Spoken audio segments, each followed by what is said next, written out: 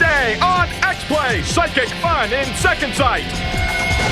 Link hits the GBA in Legend of Zelda Four Swords. And what do you get when you cross Resident Evil and porn?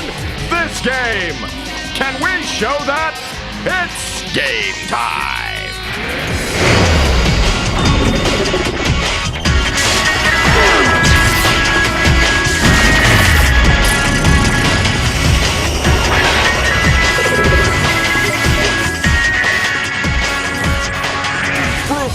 It's Out and Zelda and Morgan Webb. Have I rusted in the past? What does that mean? Hello and welcome to Xplay, the show that stole my youth, my vitality. It gave me carpal tunnel syndrome, and I loved every minute of it, except for the minutes when I was playing by Katana. Right. On today's show, we had a game where you use your mind to move things. A brand new installment in the Legend of Zelda series. More Karaoke Revolution, because a lot of people think they can sing if they've been drinking. And two of the weirdest games we here at Xplay have ever played. Harmful Park. And No One Can Stop Mr. Domino. I swear that is the actual title. And if you thought that was more than enough for one episode, you'd be wrong. Because we are bringing back games that make you feel funny. The most downloaded segment in Xplay history. Now here's a hint. It's about pornographic video games from Japan. I already feel uncomfortable. I know, isn't it exciting?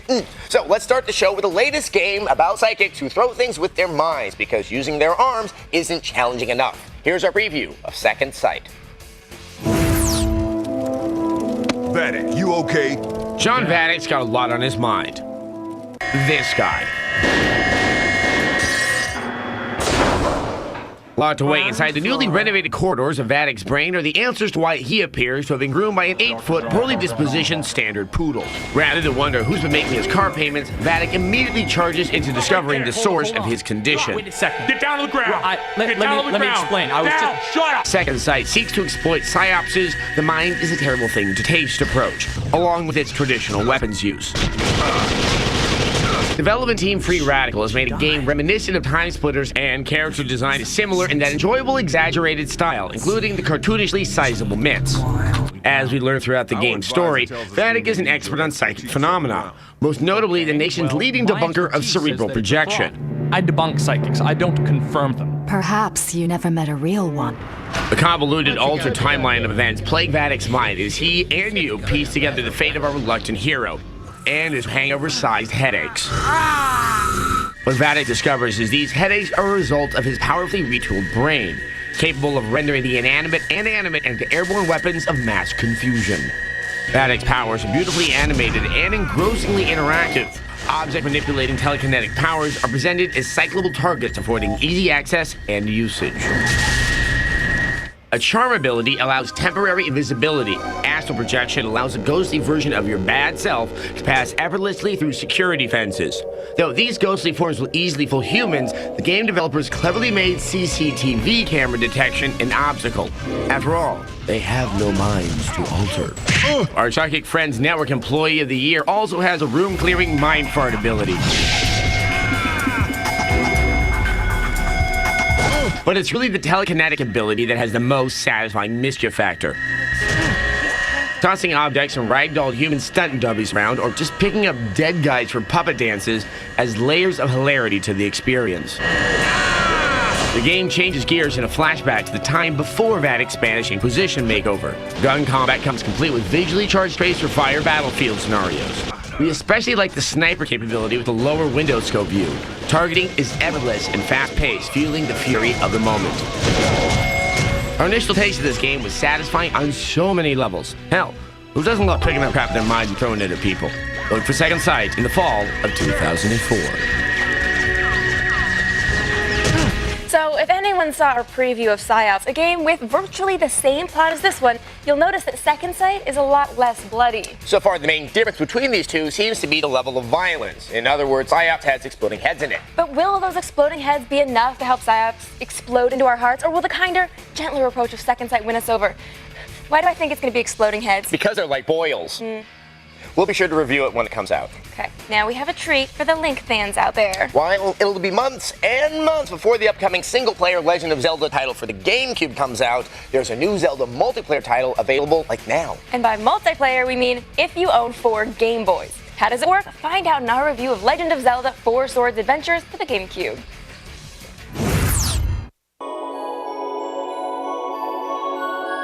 The Legend of Zelda Four Swords Adventures is Nintendo's latest attempt to get you to buy Game Boy. Fortunately for Nintendo, they've actually got something here.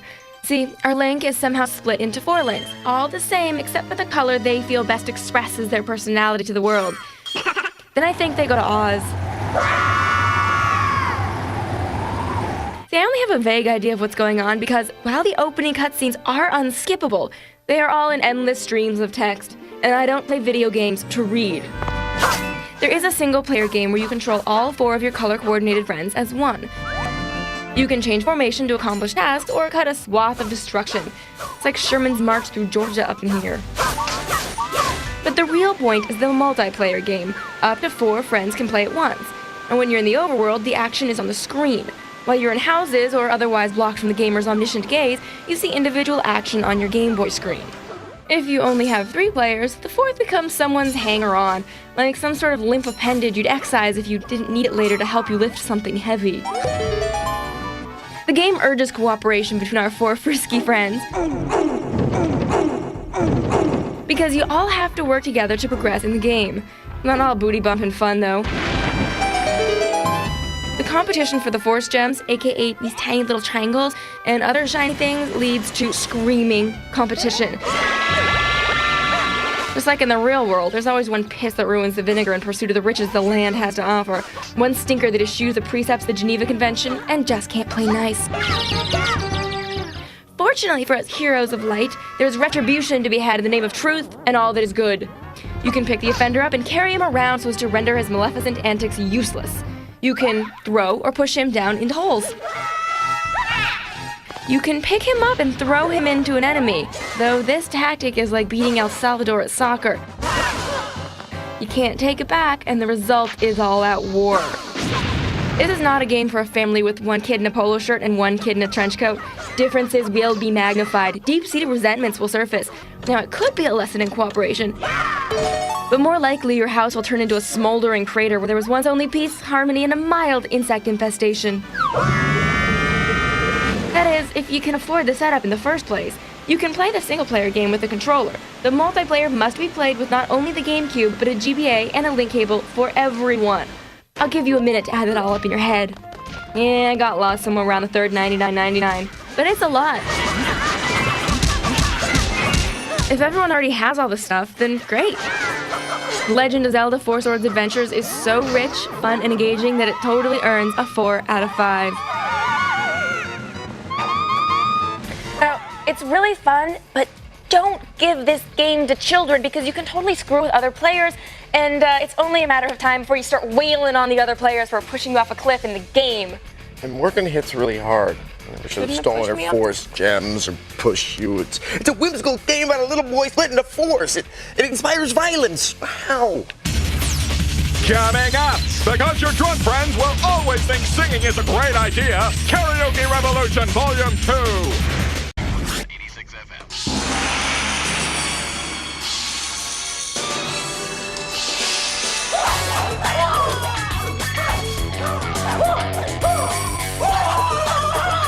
From the makers of Dead or Alive comes the greatest action game of all time, Ninja Gaiden. Rated M for mature. Unleash your inner ninja. Oh, I'll take a pound of that. Xbox, it's good to play together. Get him. What's up with that?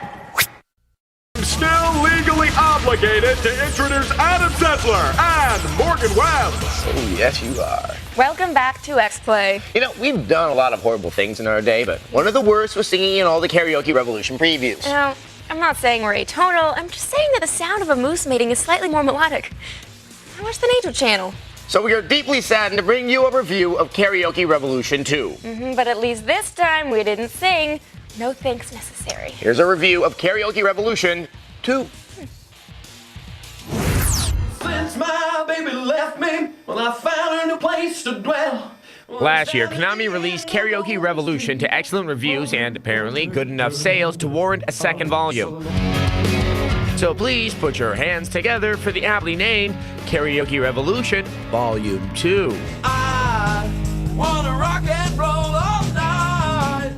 Originally, they promised an expansion disc to the first Karaoke Revolution, and while Volume 2 isn't that, it might as well be. It's a standalone game that doesn't require the original, but it does have the feel of an expansion pack rather than a brand new game.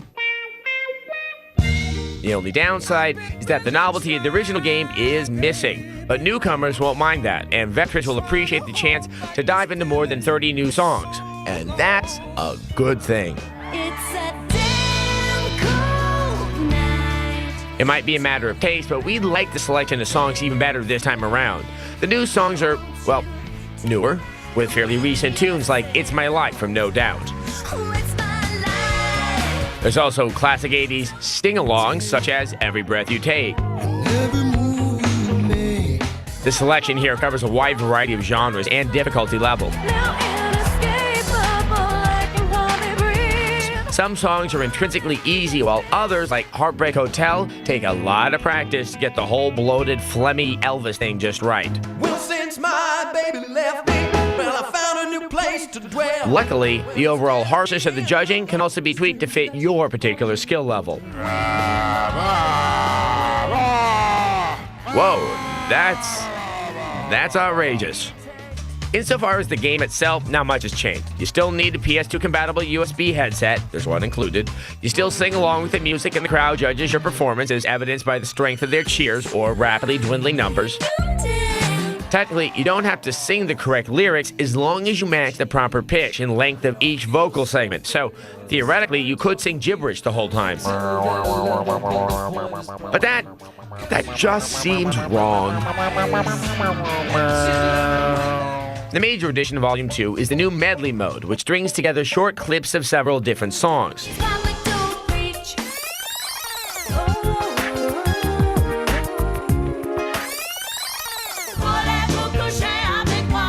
That said, the Karaoke Revolution series is one that could carry on for years, whether your neighbors like it or not.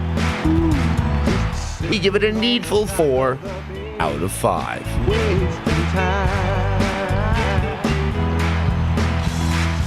I thought our singing was bad, but at least we didn't grunt or howl into the microphone. You know, I take issue with the title, Karaoke Revolution. A revolution is the overthrow of an oppressive government. The only thing that gets overthrown in this are the oppressive laws of good taste. Well, once again, at least we didn't sing this time. That can be remedied. Have you heard my rendition of Harper Valley PTA? No! Okay, go to break before we have to pay for the rights.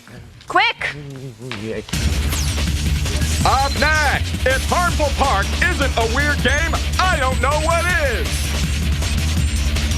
Rated everyone.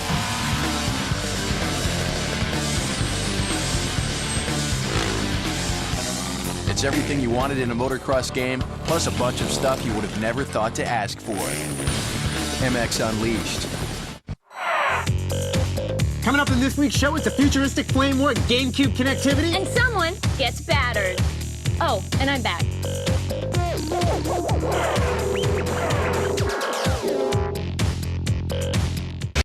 Two people? I learned how to zip yesterday. That was a good day for all of us. Welcome back to Xplay, the show that tracks down strange and unusual games so that we can make fun of them, because they're different.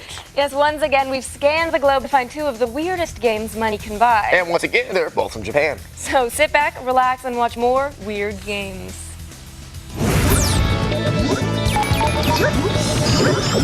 Our first stop on our tour of the weird is Harmful Park. This charmingly insane shooter set in an amusement park gone wrong. The park begins as an innocent family-oriented attraction called Heartful Park. This strangely jovial guy invades it with his robotic army of cutesy animals. Luckily, his former assistant works at the park and sends her daughters out on high-tech hoverbikes to stop the deranged inventor. Armed with weaponry like a pie-throwing hand catapult and dual ice cream cone lasers, you must blast through multiple stages of the park while flying gumball machines, zombie elephant heads, and helicopters that look like dogs try to bar your path. Also, a monkey steals your hamburger. Oh, neta! The title screen claims the game contains highbrow gag and pure shooting. The shooting I can see, but it's a bit light on the highbrow gags. About the closest it gets is a Moby Dick reference. The rest of the time, you'll be assaulted by giant schoolgirls who attack you with strawberries and 10-story kings with deadly beer guts. Luckily, if things get too intense, you can resort to your ice cream sundae super blaster attack. I will give Harmful Park credit for having the most unusual boss battle I've ever seen, in which a wedding is broken up at a chapel and you must dodge the abandoned groom's tears while shooting a giant heart on the wall. Harmful Park isn't even the most offbeat Japanese shooter around, but it's certainly the only game I've played in which a monkey spanked its ass at me while riding a cow train, a worthy addition to the roster of the weird. Next up, a little-known PS1 classic. No one can stop Mr. Domino. Described as an action puzzle game, this is by far the best domino setting up and knocking down game ever made. You play the plucky Mr. Domino, whose sole purpose in life is to run laps around everyday environments and set up dominoes in key places. Once the dominoes are set, he knocks them down and starts a chain reaction of massive proportions that no one can stop. The game is badly named. Turns out a whole lot of things can stop Mr. Domino, up to and including magical fruit and swinging boxes of Pocky. The guy can't catch a break. Even his anthropomorphic domino buddies beat the hell out of him with doors and run him down in their jeeps. Who knew dominoes lived in such a cutthroat society? No one can stop Mr. Domino is a hefty challenge, and not always in a good way.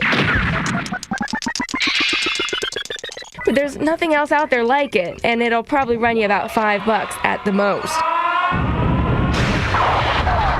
It's a small price to pay to watch a domino dance number on the stage of the weird. Harmful Park seems harmless. Mr. Domino, surprisingly stoppable. Coming up, more anime porn. Why? Because we can. Because I'm disembodied doesn't mean I don't have feelings for Adam Sessler and Morgan Webb. The announcer started to creep me out. It's like a bad horror movie in cyberspace, where no one can hear you scream. Well, unless you plug a headset into a USB port and then you put the microphone in and you go, ah! Welcome back to Xplay. Once again, we're bringing you a brand new chapter in our most popular segment ever, games that make you feel funny. How funny? Really, really funny. If by funny you mean sick and uncomfortable. And how? Here's our expose of one of the creepiest anime porn game series. There's a series? There's a series. Death's Blood. Warning, the following review has been shown to cause feelings of funniness in adult males. Connoisseurs of the teledildonic arts may fondly recall our review of Sexy Beach 2. The Japanese call it a dating sim. Technically, it's not a game. It's more an exercise in pestering your date until she relents and gives you pity sex, just like in real life. So, imagine our surprise when we discovered that Illusion, the Japanese developer responsible for Sexy Beach, actually makes real games where you shoot stuff. This is DBVR. It's a Resident Evil clone with a twist. Hey, what's a nice girl like you doing in a raven-infested back alley like this? I can't really understand what you're saying, but okay. Whoa. Scratch that nice girl part. Yeps, that's the twist. You shoot demonic banana slugs. You talk to exotically dressed women. Then you help them get a little less exotically dressed. The game's all in Japanese, so our comprehension was limited, to say the least. There's this alien meteorite thingy and a bunch of naked chicks in jars, and well, that's about all we could figure out about the plot. We definitely have no idea why this guy likes to stroke his mustache so much. We do know that in the future, there will be a crippling shortage of pants. The DB in DBVR stands for Death's Blood, which is German for the blood. Yeah, that clears everything up. Over the years, Illusion has pumped out a half dozen or so titles in the Death's Blood series. They're pretty much all the same game, with slightly different incomprehensible plots and a new set of interactive racks, with one notable exception, Death's Blood Race. Yeah, bring on the hot cars and hotter women. Or poorly rendered women who run around barefoot with no pants on and race against dinosaurs and a somersaulting secret agent. You race as the number of women from the Death's Blood series. If you emerge victorious, you get to take a victory lap with one of your friends. Once again, the plot is way over our heads. Let's see, this woman is after an evil clown, and this one likes to talk to magic frogs. In the final race of the game, you actually get to play as the frog. When the frog wins, yep, back to DBVR. Like Resident Evil, DBVR features lush yet non-interactive backgrounds, iffy targeting controls, and of course, crap camera angles. But really, what do you want from a game to let you truly reap the rewards due to a righteous champion of all that is good? All I know is, that's making me feel a little funny. The frog did what? Well, he didn't turn into a prince. Sorry, ladies. That is honestly one of the most grotesque and disgusting things I've ever seen on this show. And it sold millions of copies worldwide. Go figure. Okay, how about something that is usually pornographic but clean today? Viewer mail. Today's email is from Kevin S. He writes, I'm a 16-year-old loser with no grace or balance. In other words, I'm perfect for Dance Revolution. I'm a male with long brown hair and facial hair. I look like a cross between Jesus and Charles Manson. I was watching Xplay review a Star Wars game when I saw a Wookiee dance. I videotaped myself playing DDR, and the similarity between myself and the dancing Wookiee is disturbing. Kevin, please send us the video. We totally won't put it on air. Oh, no, we just want to watch it. It makes us feel better about ourselves, really. It's not for public consumption. Send it. I mean, also, if you have a videotape of yourself pretending you have a lightsaber and you're doing Jedi moves, send us that as well. Once again, we won't put it on the air. You could also just send it on the internet and we could just pass it around to That's true. all of our friends. Yeah, just get an FTP site and we'll find it there. But Kevin, I do want to make you feel a little better. You know, when I do DDR, I wouldn't say I look like a dancing Wookiee, but you look sort of like an orangutan, like kind of gangly and flopping around there. So yeah, if you took like a bunch of methamphetamines and jacked up an orangutan and then put him to a beat, that would totally be you. Yeah. Check out our website. Great about myself. G4TechTV.com. Good night.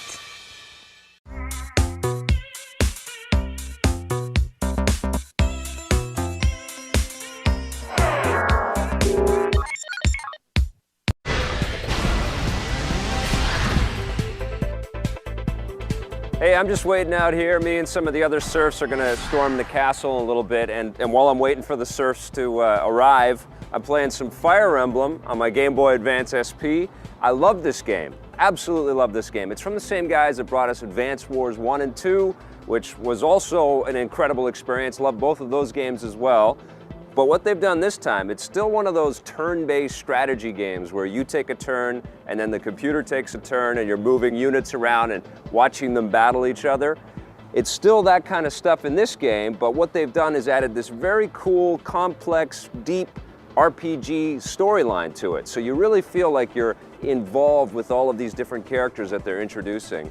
And one of the cool things that they've done with the gameplay this time, when you lose one of your units, it's not like you can just recreate them and have them come back into the battle later on. If you lose one of your friends in battle, they're gone, and they're gone for good. So that's a very cool element in the gameplay here because you actually really start to care about these characters. They all have their own unique personalities. There's lots of stuff to read, so if you're one of those RPG players out there that likes to really get into the storyline, you're gonna find lots to enjoy in this one. You've got javelins, you've got swords, you've got axes, you've got magic powers. You meet up with new people in the towns and stuff, and they'll give you little gifts and items that you can use in your battles. The music is awesome. It has this very cool orchestral score going throughout the game. Love the graphics. Love all of the different units that you can play as. But if you lose one of your key characters in a battle, the mission's over and you've got to start that whole level over again, which is kind of a drag, but it also adds a layer of challenge and real sort of intensity while you're playing this game. This is a fantastic Game Boy Advance cartridge, definitely worth picking up even if you've got both of the other Advance Wars games and Final Fantasy Tactics Advance. Check it out, it's Fire Emblem for the GBA, 9.5 out of 10.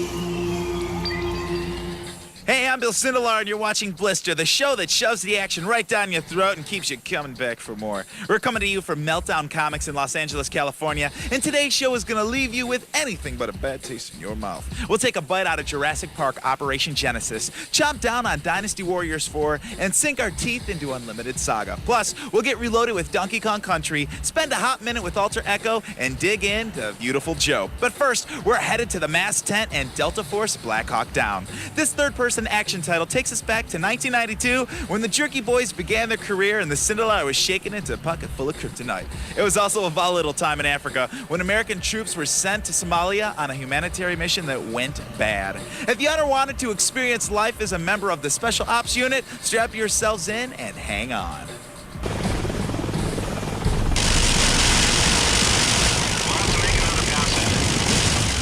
No, this Blackhawk ain't going down, but another one will soon enough. And it'll be your job to keep your guys alive because that's what it's all about. The guy next to you. Romeo 3, I need you to slow this bird down and hover. We'll have to make another fuse unit. Take out the RPGs. Delta Force Blackhawk Down is unlike any of the previous 4 games in the series. The graphics are better, the sound is more intense, and the combat, well, the combat is everywhere. It follows the events in Somalia in 1993. U.S. forces were in there to both help protect UN humanitarian relief efforts and to take down a reigning warlord. But this Delta Force game doesn't dwell solely on the events portrayed in the book and the movie of the same name. What people have seen in the movie or maybe read in the book, that's about the last quarter of our game. The game starts off, well before that with all the missions and roles and everything that kind of led up to that. The campaign structure is very linear, so it's just you're going one mission after the next. First, you start off as a member of the 10th Mountain Division, where you're protecting UN relief convoys and supplies and making sure they get to outlying areas. And over the course of the game, your role changes, so you become a Ranger and a Delta Force operative. As part of Task Force Ranger, your job is to directly go after the warlords that have been getting in the way of the supply shipments. BHD changes up the gameplay continually to keep the action intense and varied. You'll go from escorting supply shipments in the back of a Hummer to fighting on foot in cities and villages to picking off militiamen in Blackhawks and Little Bird helicopters. The weapons we're using are all pretty much based on weapons they really had in Somalia, and that's kind of a departure to us, for us also from previous Delta Force games. We're focusing on weapons like the Kar-15 assault rifle with an 8-point sight, the M21 sniper rifle, the Colt M1911 sidearm, and these are the weapons that primarily the Delta guys were using. The multiplayer mode has all the standard maps like Deathmatch, Capture the Flag, and Search and Destroy among others. You'll also be able to use stationary turrets and ride in on-the-rails helicopters. Overall, this Delta Force game aims high to change the face of the series. And these levels are pretty expansive. That's another big departure from our previous Delta Force games. Is these aren't just a little towns out in the middle of nowhere that you run over to, go do 2 things and then leave. These are fairly long missions with lots of vehicle interaction or kind of rail shooter type elements intermixed with all the normal Delta Force style fighting. So they're a lot bigger than the old missions. Nice job, 2-1. Now double time it back to base and the coffee's on me.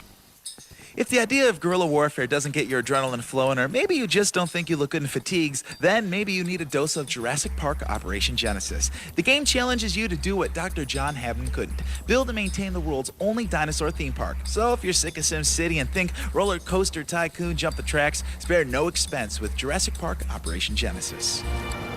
It's yours. Jurassic Park. It's your job to make it work. Just build the park and populate it with dinosaurs.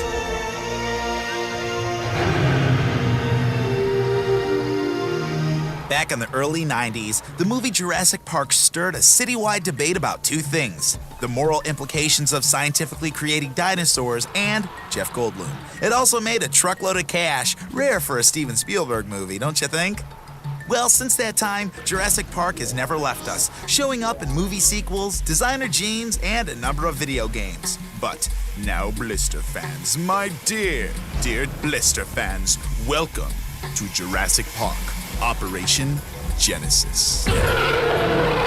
Jurassic Park Operation Genesis is a world-building game along the lines of a Roller Coaster Tycoon or Sim Theme Park that takes the Jurassic Park license and puts it into an area where it's never been before, which is building and running your own Jurassic Park and giving you the chance to create the ultimate dinosaur theme park.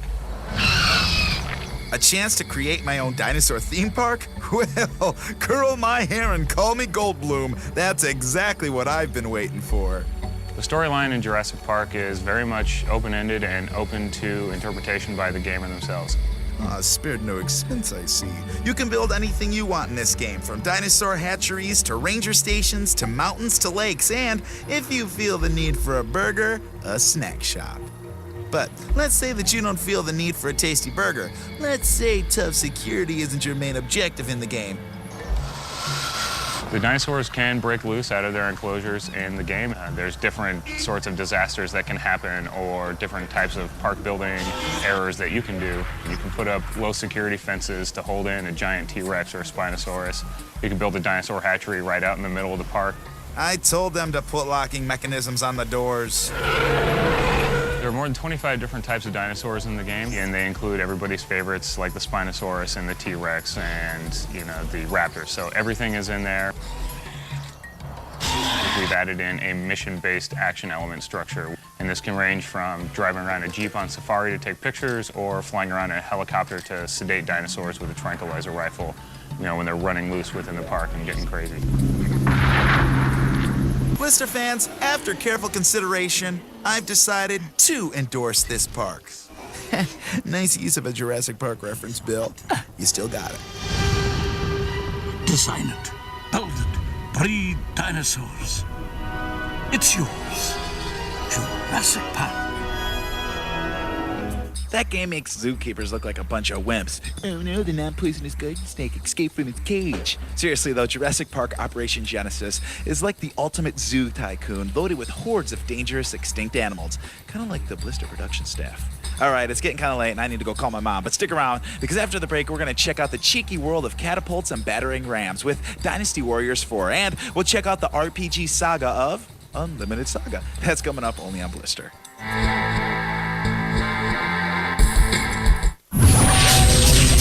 Blister Expansion Pack. We'll be right back.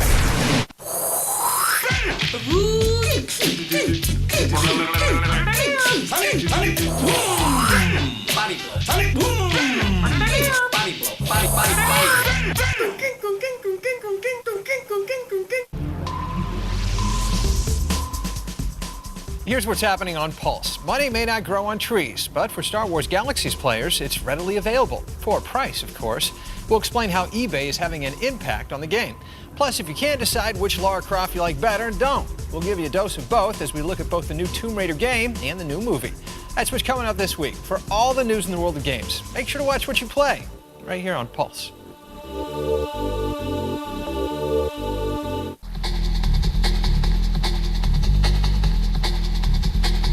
Welcome back to Blister. I'm Bill Sindelar. We're coming to you from Meltdown Comics in Los Angeles, California. Now, if you're like me, then you're a Scorpio and you enjoy kicking ass and taking names. But you're also probably a big fan of the movie Braveheart and the Chinese Jin Dynasty. I mean, come on, who isn't a fan of the Jin Dynasty? Luckily for us, there's a game that lets you relive some of the more hack and slash moments of Chinese history. Dynasty Warriors 4 is all about fast-paced, high-intensity action. And if you've played any of the previous 3 games in the series, then you know exactly what I'm talking about. So plant your butt in the catapult and man the battering ram, because you won't find a welcome wagon where we're going.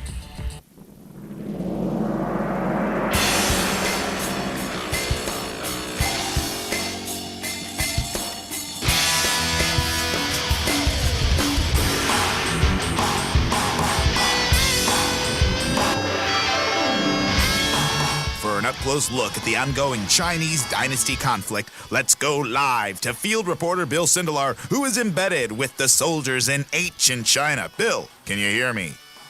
Yes, loud and clear. I'm here in China in the year 168 AD, taking a look at the battles of the Dynasty Warriors 4 for the PS2. The real story here is the epic Muso mode. I've recently learned that Muso is the Mandarin word for ass-kicking. Did you say ass-kicking? Yes, ass kicking, Bob, and lots of it. In the Muso career mode, generals are slashing through hordes of warriors as they take down the Han Dynasty and then restore it. Any telling how long this battle will persist, Bill? Well, looks like this campaign's gonna continue for 15 stages, each containing task mission-based battles in the unique and expansive environments. What are the enemy strengths?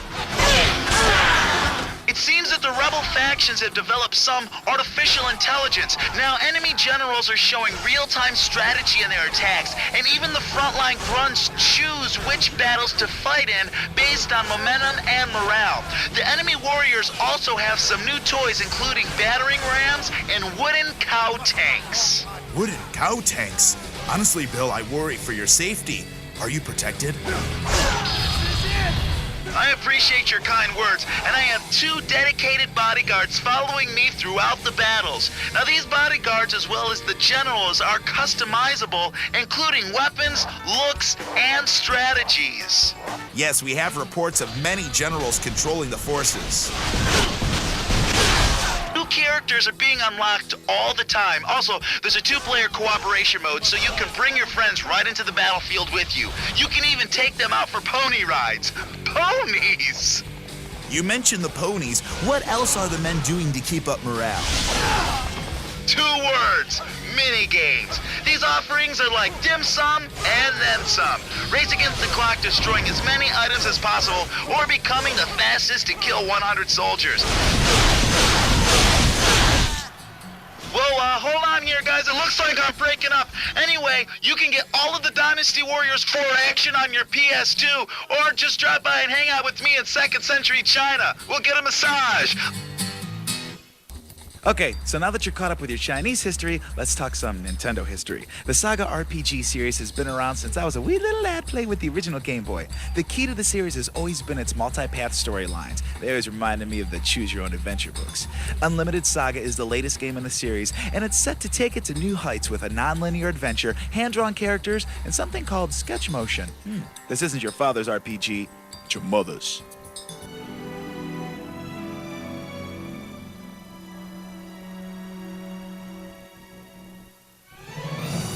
Like the silver medal is to gold, what cheddar is to Swiss, what will is to grace, so is the Saga series to Final Fantasy. Always a distant second, not as popular, but with an elite highbrow following to make even the Cinderlard jealous. Barely. And now the Saga series returns with Unlimited Saga, and it will soon, oh so soon, be available on the PS2.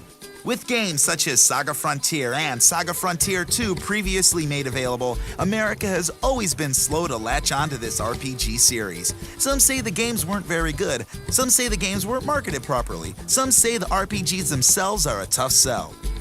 If you don't know, Saga's been around since the days of the very first Game Boy. To put that in proper perspective, it was a while ago. Now, it wasn't so much the gameplay that got people interested, but the overall look and attitude. Look at the graphics in this game. Look at that visual style. Hand-drawn, hand-painted, hand-washed, 2D and 3D all at the same time. Whew. Unlimited Saga gives us a whole new way to look at video games with a technology known as sketch motion. As we all know, sketch motion was reverse engineered from the Roswell crash back in 1947. Or was it? Actually, it was developed by Adobe Systems with no assistance from any aliens. I was just kidding with the Roswell joke. Or was I? Unlimited Saga is the story of 7 unique heroes picked to live in a non-linear RPG universe and have their lives disrupted by 7 grand menaces. The journey begins when all 7 set out to find a great deity that has proclaimed itself the beginning of a new golden age. All the characters cross paths at a festival kind of like Lollapalooza, but not really.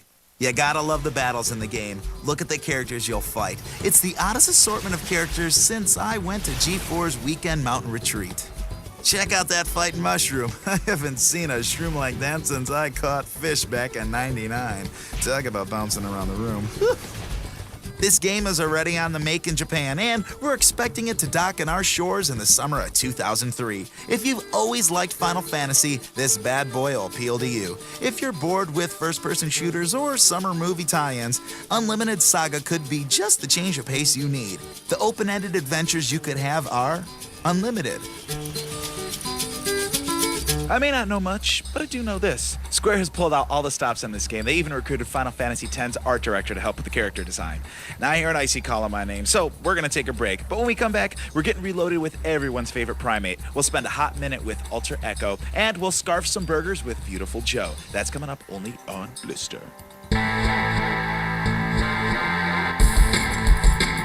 Hello, I'm Howard Scott Warshaw.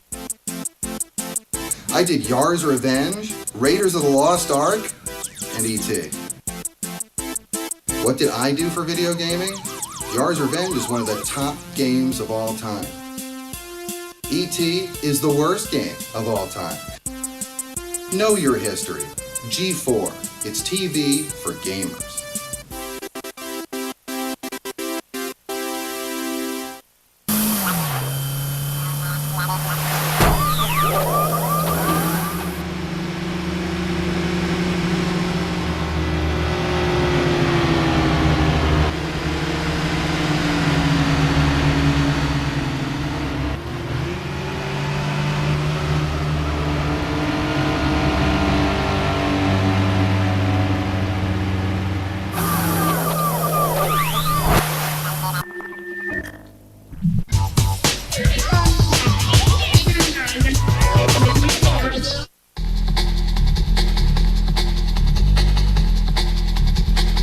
Welcome back to Blister. I'm Bill Sindelar. We're here at Meltdown Comics on Sunset Boulevard in Los Angeles, California.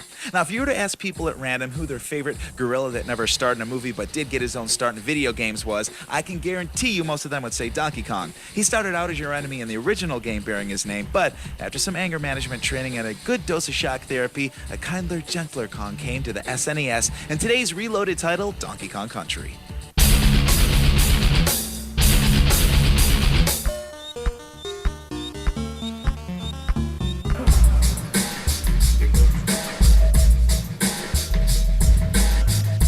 Before GoldenEye shot up the charts on the Nintendo 64, developer Rare became Nintendo's golden boy on the Super NES with their hit platformer Donkey Kong Country. Released in the waning days of the 16-bit era, Donkey Kong Country proved that gorgeous sprite-based graphics and good old-fashioned jump and bump gameplay could still compete with the newfangled 32-bit systems and their fancy pants polygons. This is an all-Kong affair with Candy Kong, Crazy Kong, the ever-cantankerous Cranky Kong, and the Sindelar Kong, my personal favorite. But unfortunately, I was kicked out of the family. It's like an ugly story, and I just don't want to go there, okay? Anyway, the most important member of Donkey Kong's family is the spunky P. Diddy Kong. He's always Donkey's favorite. Diddy joined Donkey Kong on his quest to rid the countryside of evil Kremlings. Man, those nasty Soviets were everywhere back then. Those lizard guy baddies nabbed a precious stash of bananas from the Kongs, and there's nothing that can irritate a Kong more than stealing his bananas. I should know, okay? In search of the elusive banana horde, that oh-so-sweet banana horde, gamers could build control of both Donkey Kong and Puff Diddy Kong. Need to jump that wide gap? Use Diddy to leap over it with ease. How about that hard-packed splotch of dirt? Donkey Kong's strength could easily smash it open. Couple that with some wild rhino, ostrich, or swordfish riding, and you had one heck of a party. But they never invited me to their parties, not after the banana incident. All of this combined to make Donkey Kong Country one of the most memorable games to come out of the 16-bit era. Now if only Donkey Kong would return my phone calls. Now imagine if you combined the morphing monsters of The Thing with the time-altering fun of Blink's The Time Sweeper. The result would be Alter Echo, a game that's set in the sci-fi future. Now keep your eyes peeled because we're going to spend only a hot minute with Alter Echo. Echo, echo, echo. It's time to get hot, baby. Blister hot, as in the Blister Hot Minute. And this time we're going to take a look at the kick-ass morphing combo mayhem, Alter Echo. Before we dish the goods, allow myself to introduce Nevin, an ordinary guy thrown into an extraordinary situation. On a planet rich with a substance called multiplast, an evil no-goodnik learns how to manipulate the biogoo and attempts to use it to alter time and take over the planet. Enter Nevin. The military stuffs Nevin into a prototype power suit that allows him to shapeshift into 3 different forms: a sword-wielding warrior, a gecko on steroids, and a powerful mech. Once Nevin's juice meter is built up, a grid screen pops up, and you must keep your icons moving in time with the little white line. If you miss a beat or overlap your icons, the combo is complete, and you will be taken to another screen to watch Nevin unleash his unique combo attack. Man, that was hot, and there's more where that came from in the form of Alter Echo. Okay, well, let's stick with the morphing concept and take a look at Beautiful Joe. This cel-shaded side-scroller is from Capcom, the company that brought us the Resident Evil series and a slew of other great fighting games. You start the game off as regular Joe, but at certain key moments in the game, you'll be able to transform yourself into Beautiful Joe, a superhero of sorts who you just have to see to believe. So, let's just see it already. Meet Joe from the block. Don't be fooled by the lack of socks that he's got. He's just Joe from the block. But Joe is far from average, you see. Beneath that beautiful exterior, Joe has a beautiful superhero inside of him just waiting to get out.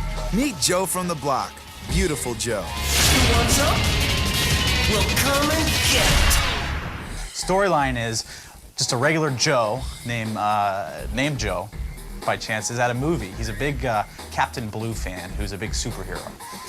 He takes his girlfriend to a movie. And all of a sudden, the evil guy, Captain Blue's nemesis in the movie, comes out of the screen and pulls Joe's girlfriend into the movie. And so Joe freaks out and says, I gotta get in there and save her. And so he jumps in, and all of a sudden he meets up with Captain Blue and becomes his own little superhero. What's great about Beautiful Joe is that the gameplay is designed kind of twofold. Number one is very classic gameplay. Very classic platformer. You jump, kick, punch, dodge. Very simple. But then we've added, because Joe turns into a superhero, he gets his superpowers, and because he's in a movie, his superpowers are based around visual effects. So you can slow down the action all of a sudden, and your enemy, and Joe will roll around a bullet that he's getting shot at him, or he can punch the bullet back into the enemy. He just has an unlimited amount of things that these powers let him do in the game. At the start of the game, Joe is just an average Joe, but soon he becomes beautiful in a way that only the Cindelar can become. However, his beautifulness is limited by a juice meter. When he kicks in his visual effects superpowers, the meter drops. If he holds on too long, he will revert back to his average self. There's some puzzle solving, but it's not your average kind. It's more beautiful than that. See this slot machine? To get into the next room, Joe must line up 3 Vs. It's going too fast, right? Wrong. Kick in the slow motion, and his beautifulness can line him up and let him go. His beautifulness runs that fancy cell cartooning anime shadiness at a steady 60 frames without a hint of slowdown. Most impressive.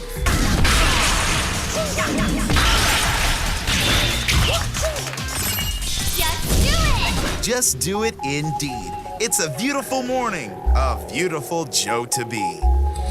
If you're the type of person that's easily impressed by amazing visuals, well, Beautiful Joe is probably going to make your head explode, but in a good way. Now, what makes your head explode? Well, whether it's graphics, soundtrack, gameplay, or whatever, I want to know. And you can let everyone else know by logging on to our website at G4TV.com/Blister. Well, now that's all the time we've got for this edition of Blister. I'm Bill Sindelar. We'll see you next time. Get on out of here. Go, get out. Welcome to Blister. I'm Bill Sindelar. Welcome to Blister. I'm Bill Sindelar. The show. Welcome. I'm Bill Sindelar. I don't even know what I'm saying anymore. And today's reloaded title, Donkey Kong Country. Shut that kid up. Seriously, where the hell is the parent? It was pretty amazing seeing Donkey Kong as a good guy in the game, but what was more amazing is that little kid is still yelling. This has been like a half hour. There's that man. I'm about to go talk to him about his girl.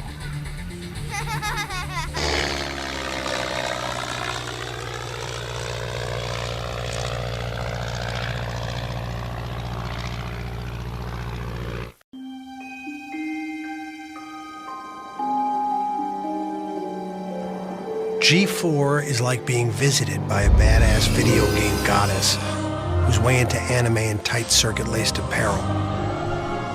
Plus, she has a knack for digging up funny, obscure videos, and she can quote word for word from classics, like Old School and The Big Lebowski.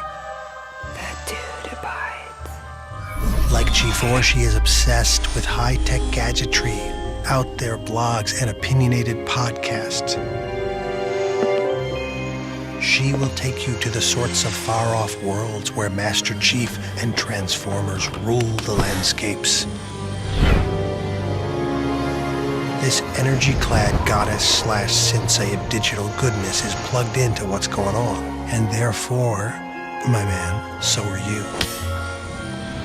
G4 is like that. You know, basically. This week on Real Time, presented by Coca-Cola. 6 back-to-back episodes of Players. I rule at Pac-Man. Now you're talking to the best Madden player. You trying to follow that, son. Sunday at 7 p.m. Dun, dun, dun, dun, dun, dun, dun, dun, dun, dun, dun, dun,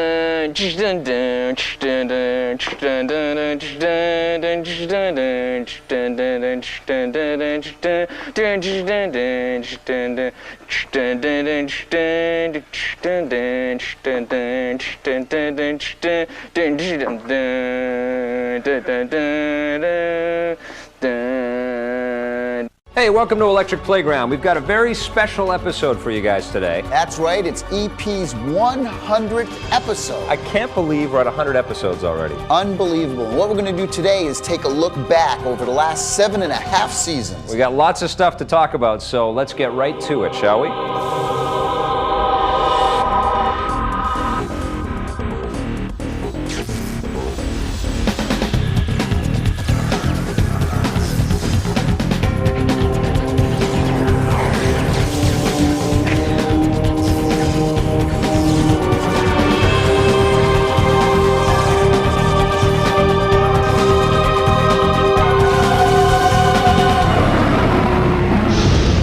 My favorite part of the show is putting together all the action-adventure pieces that we've done. Yeah, we talked to lots and lots of developers out there, and that's very cool. But you know that's not all we have fun with on Electric Playground.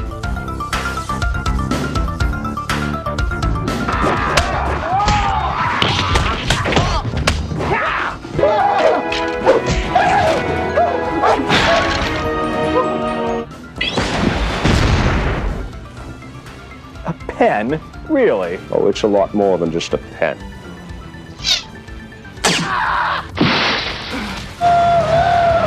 Missions over sea! Missions over land!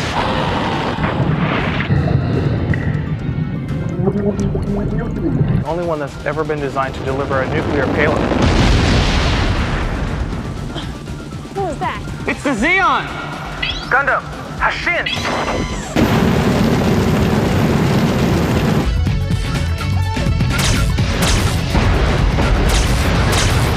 This red button right here? Yeah, that red button. All right, all right. Come on, kids, say it with me. Gorka! Oh! It's also one of the most realistic. Well, everybody's been waiting for this one. So who's this motley crew? This is BioWare's reception. Wow.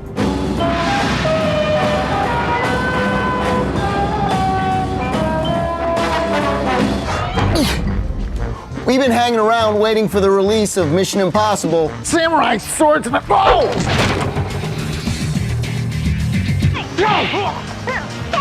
No, wait! I want to play this game. When's it going to come out, man? Well, Run Like Hell's going to happen in 2001.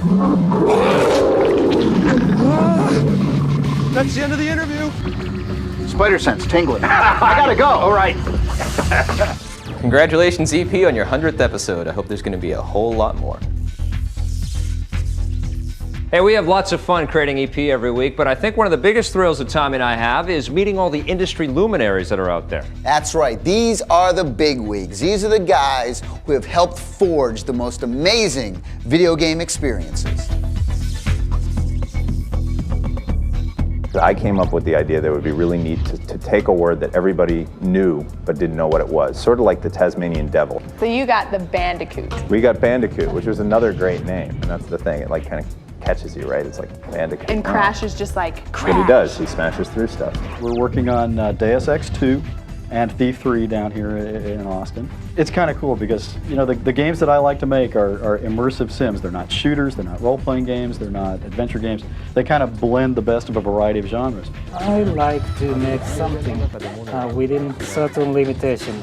So when I was making Mario character, there are certain restrictions on the dot.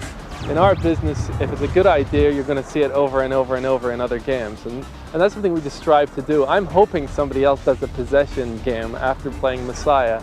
We are providing tools and technology for developers to bring something never brought before to the consumer. Not that often that an entirely new media comes along.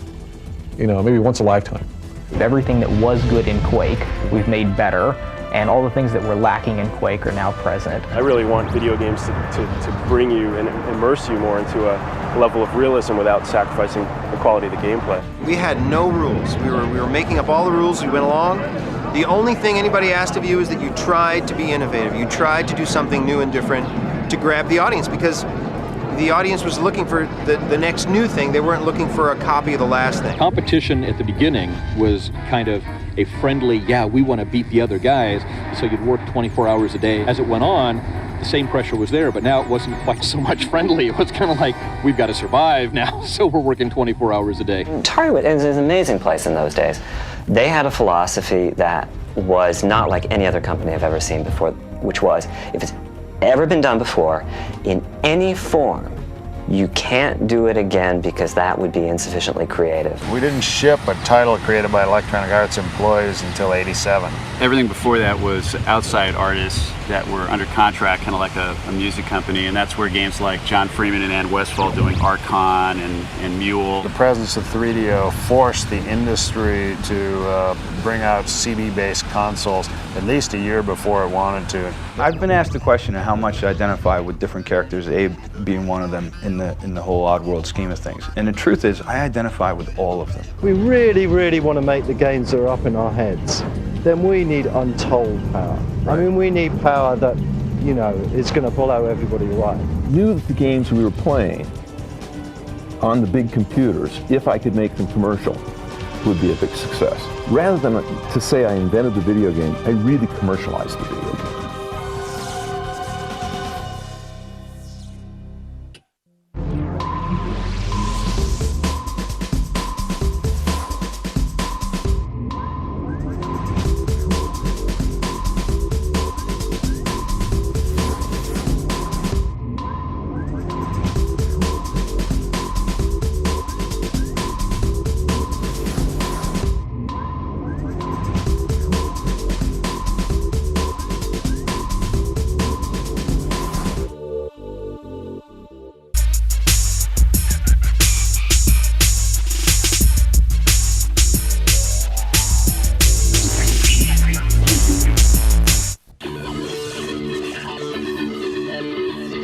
Ray and I'd like to bring you a special message from BioWare. We're honored to say that Electric Playground has just passed its 100th episode. Now, we're not the only ones to have fun on this show. Vic and I have gotten the developers to get in on some of the action also. I think the word is forced the developers to get involved. Yeah, but it comes out okay. Watch how uncomfortable these guys are. Every game takes place in the same fictional city, Ridge City. Whoa!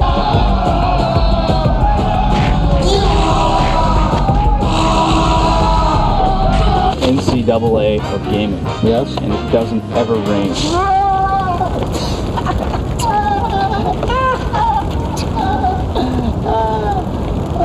Which is the exclamation point separated by semicolons, and then you can do about 6 or 7 exclamation points on one line. Everyone on that line will give you $1,000.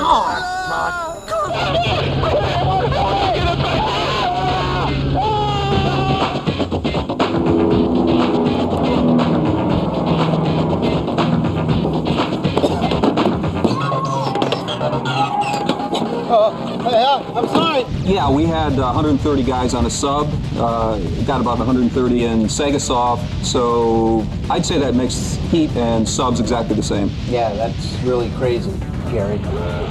Dive! Dive! Don't. You don't know what you're doing. You don't know what you're doing. That is so uncool, man. Yeah, I think this is over. It's time for you to go. What do you mean? What are you talking about? There it is. You've defeated my minions, but now face my cold. These snowballs will slow you do-gooders down. No, I don't think so. Well, I'll see you later, Doug. You come back and I'll call the cops. Electric Playground, congratulations on your 100th episode. Now, if you've watched our show before, you may have noticed that Tommy and I kind of like Star Wars a little bit. That's right, and we've had some amazing opportunities to go inside LucasArts. We call it our Super Special Star Wars Spectacular. I like that. That's very good.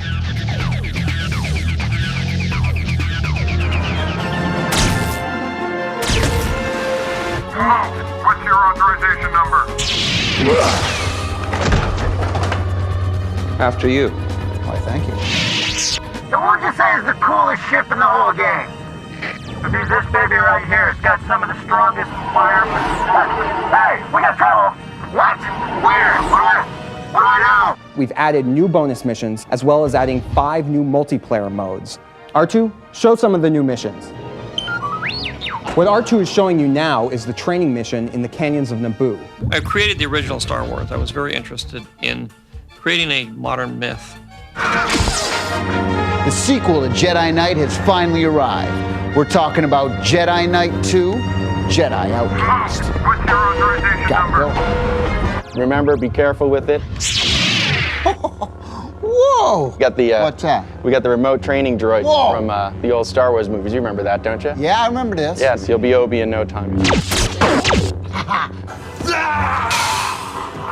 Oh, look, Yoda.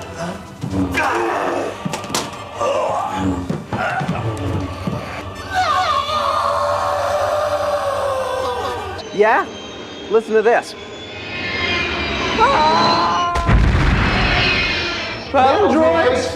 Here they are. Battle droids! It's me against everyone.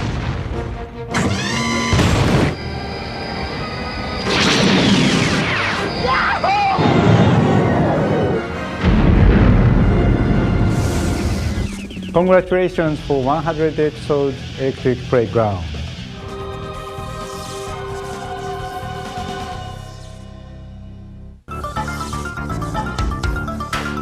EP's talked to tons of celebrities over the years because you know something? Celebrities like to play games just as much as we do. That's right. My personal favorite, though, has got to be Don King. Ah, yes.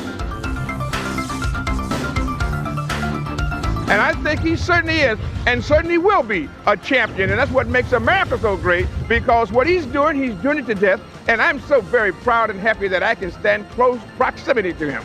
Been involved in these huge movies. It's very strange because, in a way, I can't see them as huge. They are a job I do, and because I never saw them like everybody else does, like, wow.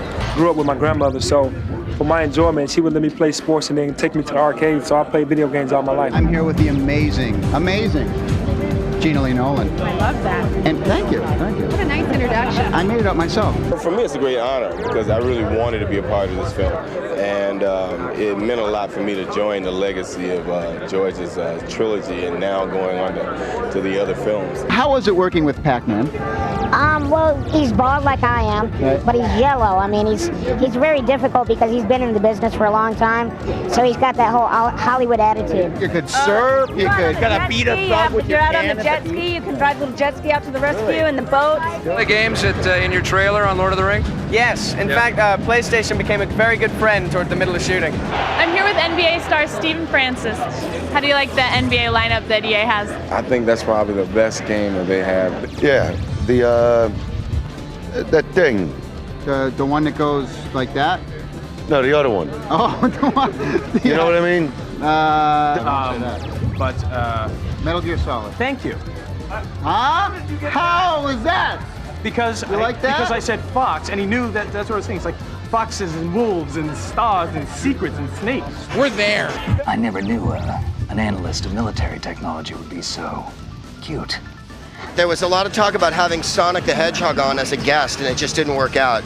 He's very demanding, and he wanted a trailer, and we're more of a democracy, and we can't play stars, even if you're, are a hedgehog. What brings you to Comic-Con? I'd never been before, and I've heard a lot of great things about it, and all my people are here. But it was a big deal because of the video games, right? Absolutely. Video games, my kids, they love them. I can't get them off of them. They get them out and take a little run, Atari and Space Invaders and games like that were real stuff. We look back at that now, and there's just no comparison. I'm hoping to actually write the script for the Galaga movie.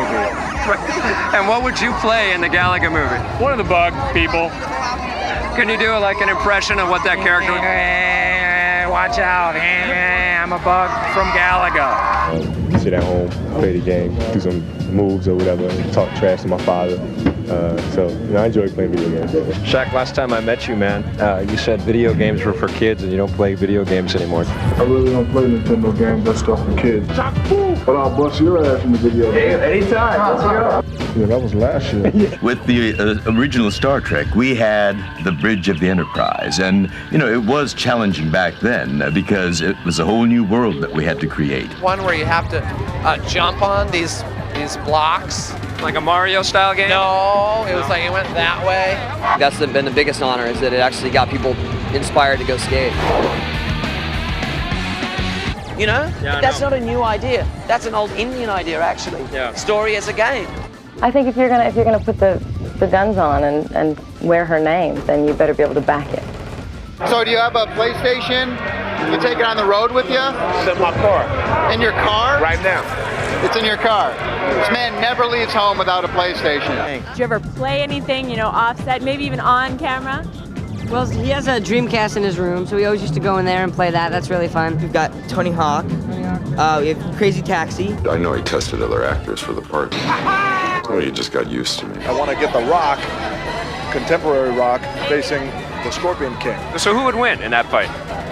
Who do you think? The Rock kicks ass like nobody else, contemporary. The Scorpion King kicked ass like nobody then, 3000 BC. One way or the other, somebody's getting their ass kicked. You want a piece of me? Now, did you bring your whole family here with you? No, are you out of your mind? My son is somewhere out here! Tell them you want a better joystick. Go ahead, use the camera time. I want a better joystick, or I will be displeased. Do you play video games? I did. I played Tekken for a while. I was really into Tekken. Tekken? Yeah. Why Tekken? It's the kind of fighting game where you don't actually have to do anything. You just push a lot of buttons and stuff happens, and I thought I was good. Were you pretty good? Yeah, but not really, no. Favorite games? Anything really that involves death, destruction, killing. Oh, that's intimidating. Trying to do a lot for a little in a short amount of time. The most popular movie in the last 20 or 30 years, the Corvette star Summer. of Corvette Summer. You stole my joke! And lo, a legend was born. I just bought a Nintendo with Duck Hunt and everything included for 19 bucks. She loves games. You hear that? That's awesome. So who's a better game player here out of you two? I'll whoop his ass. Really? I saw all the resets came in handy. Even in being a superhero, he's like conflicted as a human being would be. It's very interesting. I'm going to last so long in cyberspace that I'm going to make Methuselah look young. Should we bust it? I think we should have it playing over the speaker. Busted, is that a technical term? Well, no, but I figured I was trying to be cool or something. It didn't come off, did it? I think, do you bust out? Is that what you do? Busting it. Any final thoughts on video games? Enjoy them. Life's short. Enjoy life when you're there, and if a video game is what makes you happy, plug away.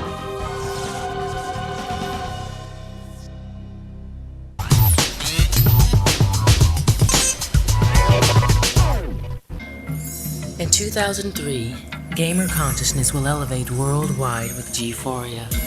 A celebration of global proportions, G4 is hosting this truly euphoric event with heavenly live bands, radiant celebrities, industry gurus, the Shangri-La of award shows. Watch, entertain, enlightenment. Achieve the glow. G4ria, presented by EB Games and Jeep. Friday, August 8th at 8 p.m. Your favorite video game of all time? Bushido Blade. And you got a favorite video game character of all time? Super Metroid, man. When she dies, you can see her butt naked.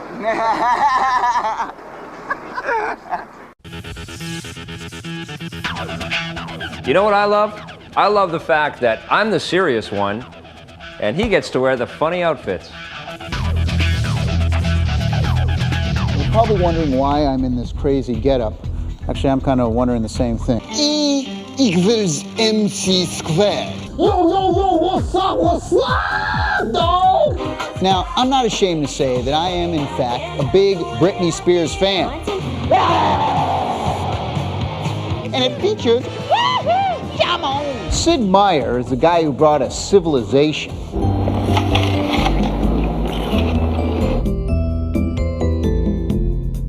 Dude, that's a pretty f***ed up. Here be a new game for your computer. They call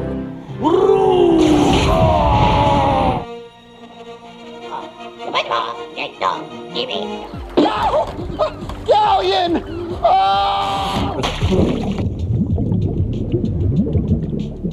I gotta go! Time to fly the friendly skies!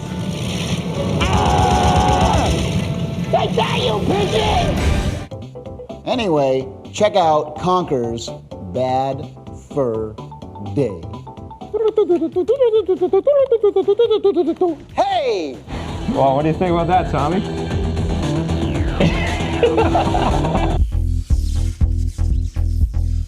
It's been 6 long years since the last 3D Mario adventure, but Nintendo's finally bringing it back for some of the most addictive gameplay the world has ever seen.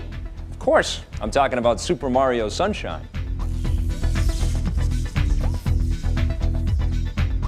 Can I just say, Mario Sunshine on the GameCube? I want to know everything about this game, man. Tell me what we're going to be doing in Super Mario Sunshine. Super Mario Sunshine for the Nintendo GameCube is going to have everything you want and more. It has the same control style that Super Mario 64 had, so you're going to be able to pick up the game right away and get right into it. So if you played Super Mario 64, you're going to know this game right away?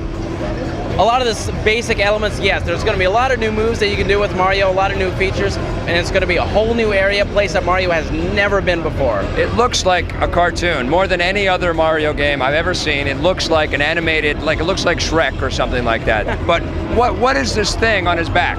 Well, you know, maybe Mario is just a little bit jealous. Luigi had the vacuum, so Mario just wanted a water pack. He's an environmentalist. He cleans up graffiti and stuff. Is that the deal? Right, yeah. Mario wants to go on vacation. First vacation in I don't know how many years, like 20 years. Right. So he goes to this tropical island, but turns out somebody is using Mario's name and spreading sludge all over the place, pollution, ruining Mario's name. So Mario's got to clean that up. There's definitely going to be a kind of an environmental aspect. We're using the water pack to clear out the area and make everything nice and clean again. What's your favorite part that you've seen about this game? What's the coolest thing you've seen so far? Oh, just one thing? Yeah. Okay, I'll give you 2 touches. When you're squirting a lot of water and it gathers on the ground, before it evaporates, it actually causes a reflection. Okay, and give me something else. Again, Miyamoto's attention to detail. When you're jumping in the air with the water pack and using it as like a little hover pack, when you turn, the nozzles on the water pack actually turn and pivot the way you're moving in the game. Super Mario Sunshine. Thank you, Tom. Absolutely. Hey, EP, congratulations on your 100th episode. I'll be watching for the next 500. Now, in our weekly reviews on the run segments, we've been to all sorts of wacky and zany locations in the past. We've been everywhere from Alcatraz to Times Square in New York City, and we're not done yet. Oh, no. But we wanted to take a look back at some of our favorite locations.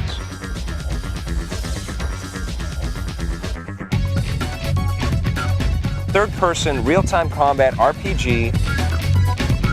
It's a 2. I think it's a 3, man. It's a 2. All right. It's awful. What's worse than the animations are the sounds. Word up, man. The See what I'm saying?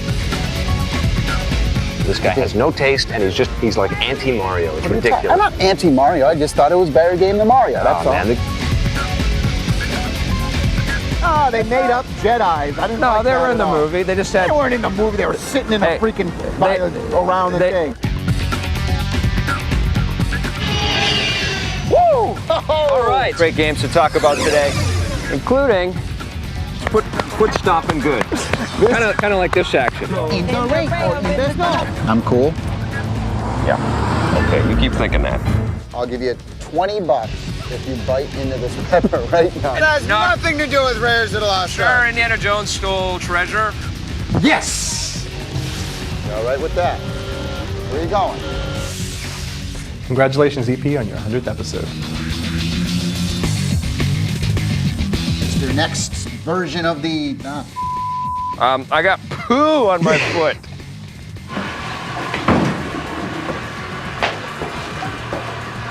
Nice one, Dale. What are you looking at? Hey! Hike! Hike! All right, let's talk about some crappy games then. What do you think? You are a magnet for poo. He's got him. Kicker. Ouch!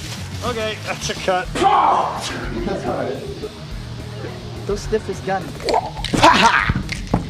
One more time. Yeah, right. Hey, yay! Whoa, hey, yep! The fact that this person can keep using that same thing again and again is pretty flippin' amazing. Well, if you love Star Trek games, you're gonna love this next piece. Hey, Sulu, take us to Warp 5. Can I get a little help here, guys? Anyone? Hey, get it.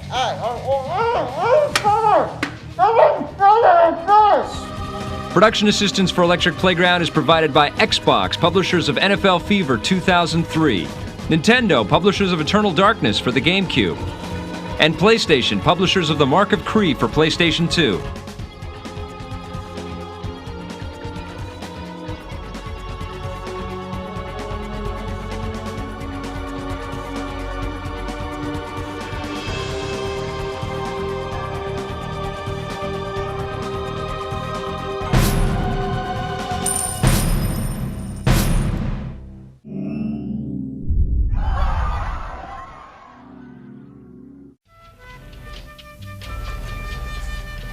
Excuse me, need some help with anything?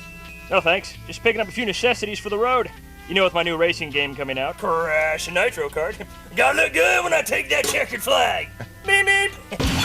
Ladies and gentlemen, start your engines and get revved up for the most insane racing game ever. Crash Nitro Kart. You better stock up on touch-up paint. You know what missiles, cannonballs, and tornadoes can do to your finish? Yeah, you know what I'm talking about. Huck-a-boom. Yeah. Crash friends and foes are off to the races with missiles, bombs, TNT, and a trunkload of crazy weapons to take the checkered flag. Hey, nice dice. You got these in orange? Pass or blast your way to the finish line and battle for bragging rights with up to 4 players in multiplayer mode. Have you ever put the pedal down to a jungle, pal? Huh? How about through a volcano? Taking vertical walls? Catch a major air, race it upside down, huh? Sir! Whoa! Man down! Pummel your opponents as you race across 18 mind-blowing tracks set in unique worlds of jungles, volcanoes, futuristic cities, and more. Smell that? That's the smell of victory. Pick up the pace or pick up the pieces.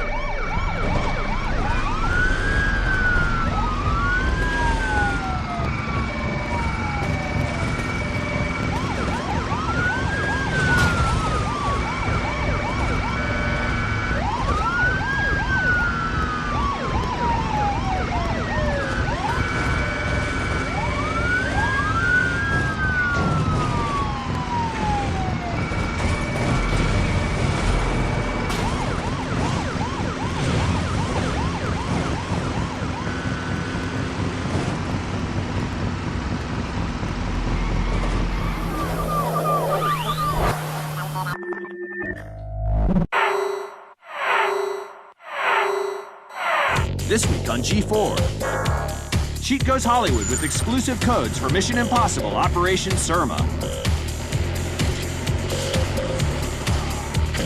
Hear ye, hear ye. It's SmackDown, Here Comes the Pain versus Raw 2 on Judgment Day. I'm gonna kick you! Cheat, Tuesday at 10:30 and Judgment Day Sunday at 10. Go to G4TV.com. Always fresh, always new, always plugged in. This time on Cheat, we're going back to our roots and playing the classics that started the gaming revolution. We'll take a new school look at old school games like Zelda, Metroid, Super Mario, and more. Trust me, you don't want to miss it.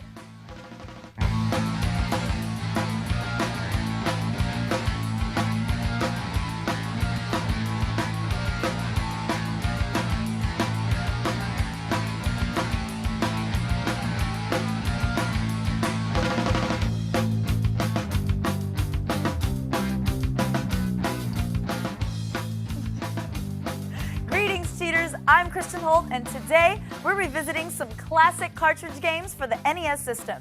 If you played these fun-filled titles, you'll get a kick out of seeing them in a new light, and if you've never experienced them, you'll find out what you've been missing. Believe me, even with their clunky 8-bit graphics and simplistic soundtrack, these games were totally rad. They focused on fun rather than rendered cutscenes and hyper-realistic gore. These were also some of the first games to incorporate cheat codes, so they're pretty near and dear to our hearts. So let's begin our journey by warping back in time with Super Mario Brothers.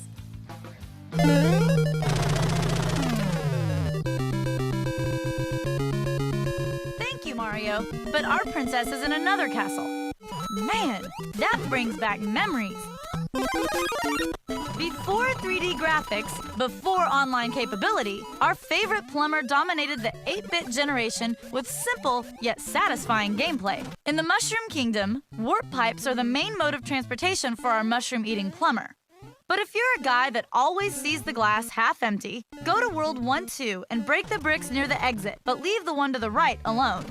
Then, if you went to the edge of the pipe and jumped backwards, Mario would do his best David Blaine impersonation.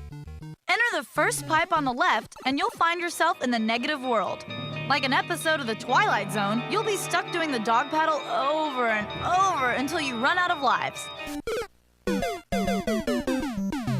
Another great way to get around the Mushroom Kingdom is doing the Mario Slide. Whenever Mario has flower power, hold down the B button and jump when you come out of a pipe or start a new level. It only lasted for a few seconds, but it was worth it to see Mario shaking what his Mamma Mia gave him. And speaking of flower power, go to any boss level as Big Mario and stand next to the axe. Wait for the fake Bowser to come as close as possible, then time your jump so you hit both Axe and Bowser simultaneously. Done correctly, Mario will flash but remain supersized. After that, every time you eat a mushroom, you'll turn small instead of big. Oh, and you'll also be able to shoot fireballs as small Mario. Sadly, as they say, you can't take it with you, and the effects of the glitch wears off if you die. See that? So simple yet so satisfying. Okay, enough of my yapping. Let's get back to the princess saving. Our next blast from the past takes you to the land of Hyrule, where we'll expose some useful secrets.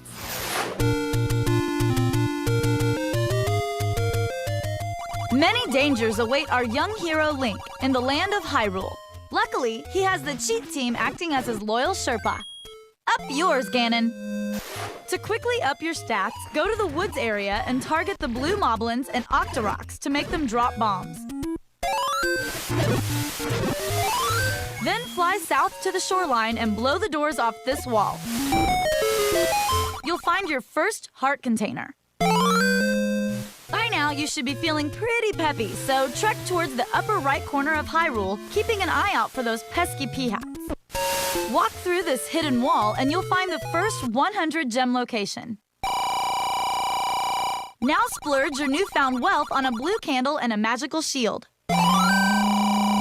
Go east to this screen and burn the 5th bush from the right to reveal another heart container. Now head northeast to this huge rock. It's the only one in the land, so you can't miss it. Bomb the furthest square to the right, and you'll get the 3rd heart container. You only needed 5, but be greedy and take all 6. Then head for the waterfall area. Go up the trail, and you'll find the white sword waiting for its master. Now loop back to the forest area and burn this bush.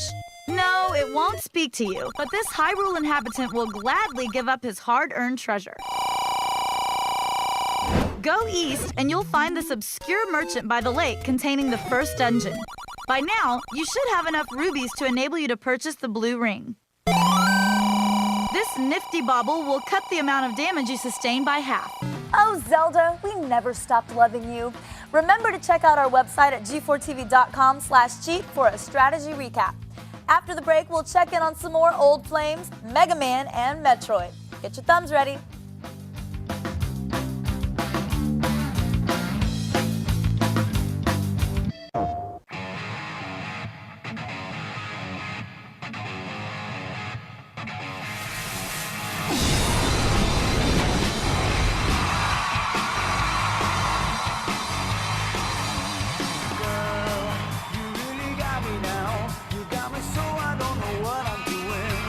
Unleash your inner rock star. Guitar Hero 2, rated T for Teen.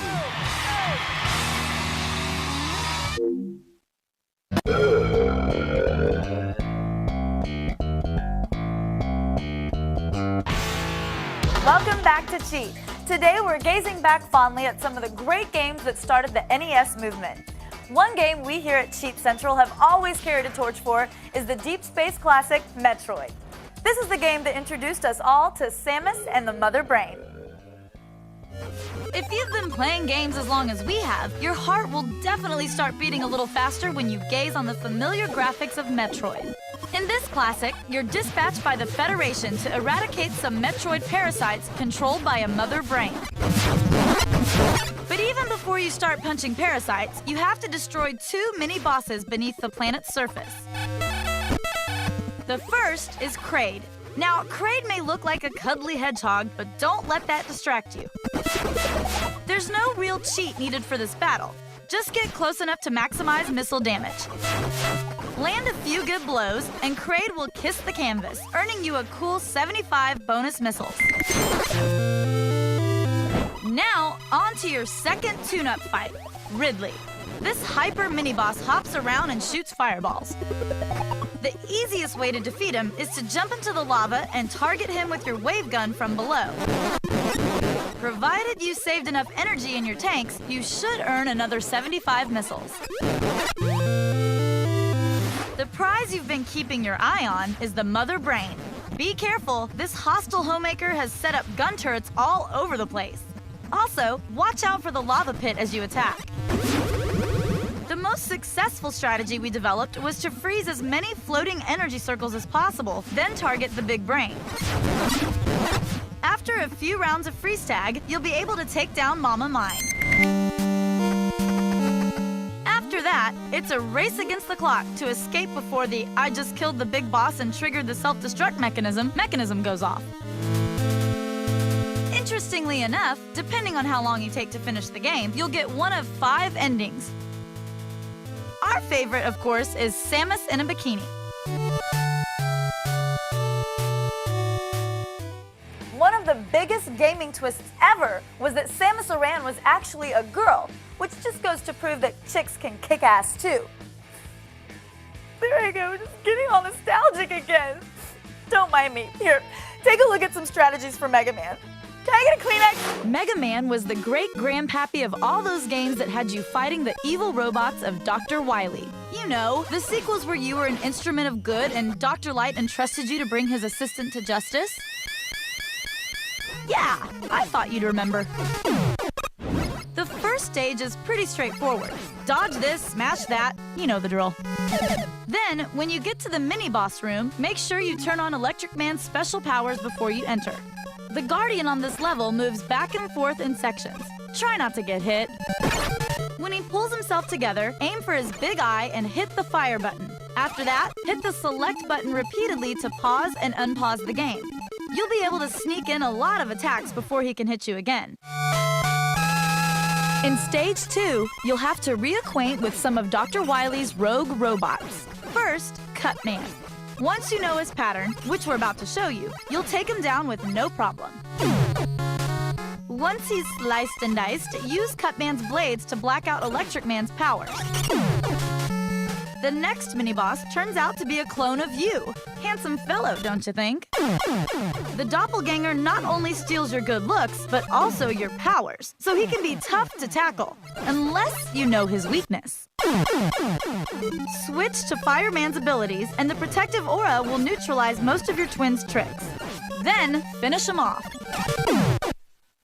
The mini-boss for Stage 3 is a tad tougher. Use Gutman's powers to pick up these blocks, then wait for it to appear. After expending all 4 blocks, switch to your regular powers and drain the rest of his energy. Almost done. The final obstacles standing between you and Dr. Wily are guarded by 4 more robots. In Bomberman's chamber, use Fireman's powers to burn out your opponent. Then, cool off your next foe with an Iceman's Frosty Freeze. Jolt the next Robo-Bully with the shock of a lifetime. And finally, use Bombman's powers to blow the last guy away. Stand under Dr. Wily's ship and use Fireman's powers. The protective shield will destroy his outer shell. Next, switch to Cutman's power and aim for the red gem. The blades will arc downwards, giving you some extra punch. Continue with this strategy, and Dr. Wily will eventually acknowledge your gaming greatness. Oh, that's better. After the break, we're gonna hit the reset button and activate the great granddaddy of all cheat codes. Stick around. This is the one that started it all.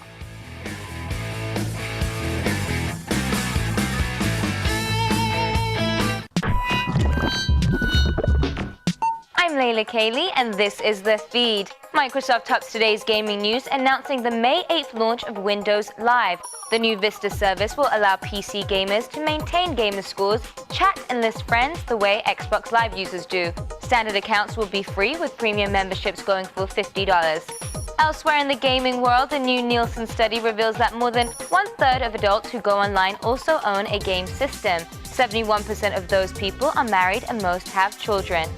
And finally, director Bryan Singer is reuniting with his Usual Suspects crew. Singer will reportedly backburner his Superman Returns sequel to team with screenwriter Chris McQuarrie on a World War II thriller for United Artists. Can't wait. Well, that's all for now. Visit us on the web at g4tv.com/thefeed. It's the only news you need to know. I'm Layla Kaylee, and you've just been fed.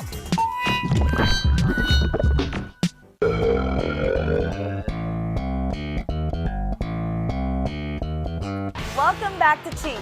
I'm Kristen Holt, your hostess for the oldness, and today I'm blasting you from the past.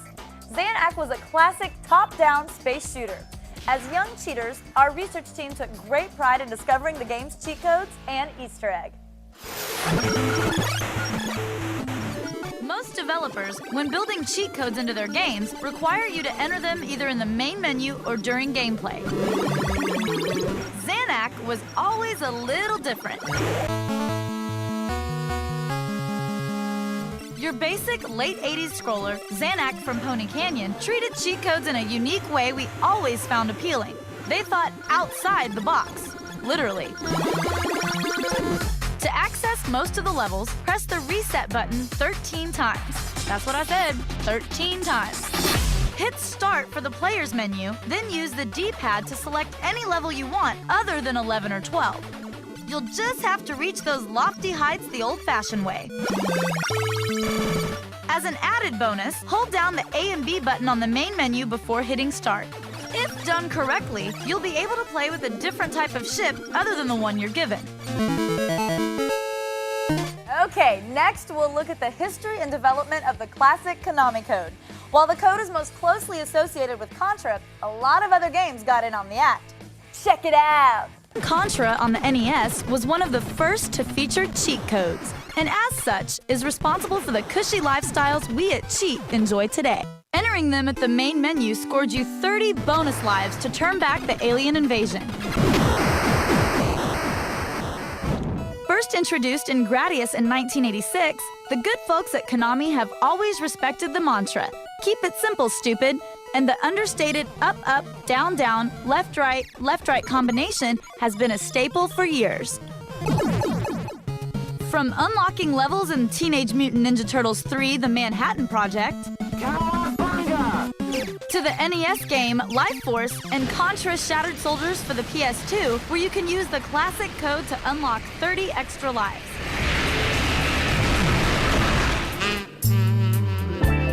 The popularity of this code even had Eva from Metal Gear Solid 3's Snake Eater taking a walk down memory lane. Up, up, down, down, left, right, right. I don't remember the rest. Oh, come on, Eva. It's not that tough. Good thing she has other assets and abilities. When this mission's over, you'll have to treat me to a nice dinner. And that's not the only time Konami's gotten a little dirty.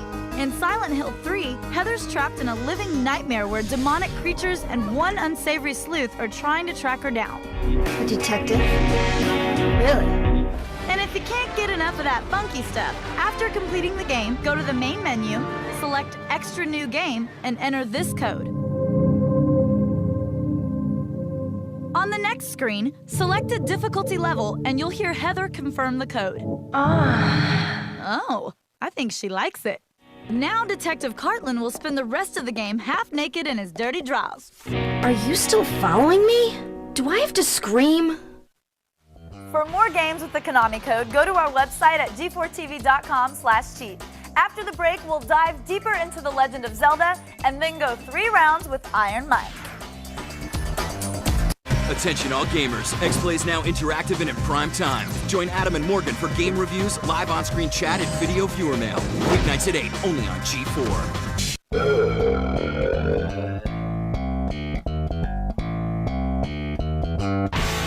Hey, have you ever wondered what a Mike Tyson game would be like today? Ooh, scary. Back in the day, Tyson's mug was all over everything, including the classic Mike Tyson's Punch-Out. Let's take a look back at the champ's glory days. In 1987, the boxing world was shaken up by a plucky, pint-sized prize fighter, Little Mac, who took the sweet science by storm. Small of stature, but big of heart, Mac became a fan favorite and made a bid for the championship. Standing in his way, Iron Mike Tyson. As they played the immortal NES game Punch-Out, gamers wondered, who has the eye of the tiger? Most tilts with Tyson were over faster than the champ's current comeback attempts. With his quick jabs and uppercuts, the Tyson character KO'd opponents before you could say Marvis Frazier.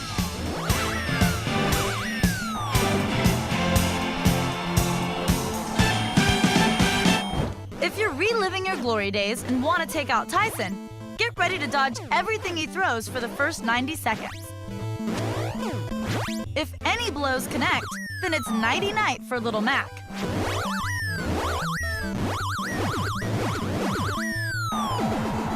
The best strategy is to bring Tyson's energy down as far as you can without knocking him out. This way, you set him up for a quick KO in the next round. If you need some help bobbing and weaving, Tyson does 3 things that telegraphs his punches. When he winks, he's about to jab. This is the easiest punch to anticipate, and with practice, you'll avoid it with no problem. When he blinks, if you've got quick thumbs, you can get in a cheap KO. But if you're slow on the trigger, get ready to hit the mat. Tyson's final move is harder to predict because it doesn't involve his eyes. Instead, he'll shuffle his feet quickly just before throwing an uppercut. Just be sure to keep those peepers open, and you'll come out as the new heavyweight champion of the world.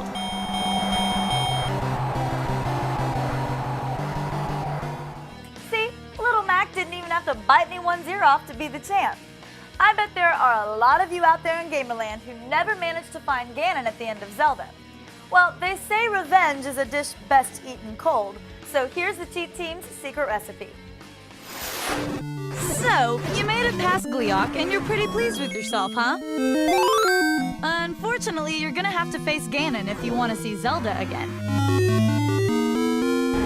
Here's the best way to get powered up and ready for the showdown.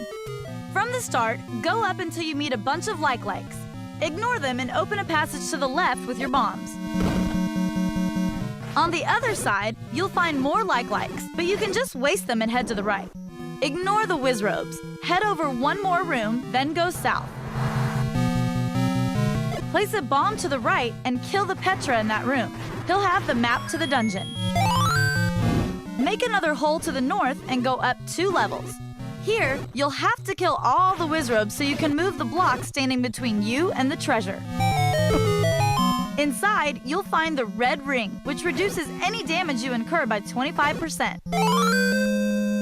Go back to the room where you first saw the Petra and open the door. Inside, you'll find a friendly face to help you on your quest. Follow instructions, make yourself a door to the left, and dispatch the Wizrobes in this room as well. When you exit the tunnel, head west and kill the Petra that's in your way. This tunnel will lead you into a room with more Wizrobes, but you don't have to take the slot on just yet. Instead, use a bomb to create a door to the north. Inside, you'll find a whole new crop of Wizrobes, which, yes, you do have to deal with. This room will eventually lead you to the weapon that will kill Ganon, the Silver Arrow. Backtrack to the Petra you first killed in this area, and then go up. The door in this room will only open if you kill all the like-likes, so make sure they're pushing up daisies. From here, follow the path and blow away any additional Wizrobes trying to keep you from your destiny. Make a hole to the left and kill everything in the room. Then enter the portal. Yeah, I know. Not another Petra. Kill it quickly and hurry along to meet your arch nemesis. Make sure you replenish your hearts and switch to your Silver Arrow before you go in. When you enter, Ganon will disappear like the coward he is, and you'll have to strike him with your sword. Watch where his energy balls come from and aim for that location. Hit him 3 times and use the Silver Arrow to bring down the Dark Lord.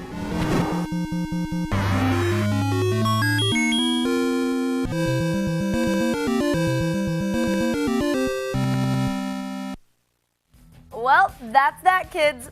Let's set our time machines for good old 2005 and get back to our real lives. I hope you enjoyed turning back the clock with me. And if you've got a classic game you're still struggling with, let us know and we'll try to help you out. You can post all your comments and suggestions on our message boards at g4tv.com/cheat or email them to us at cheat@g4tv.com.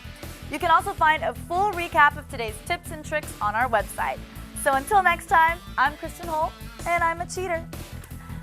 All right, now can I get out of this ridiculous outfit? This is seriously, like, my feet hurt, skirt's way too tight. Oh well, rock on.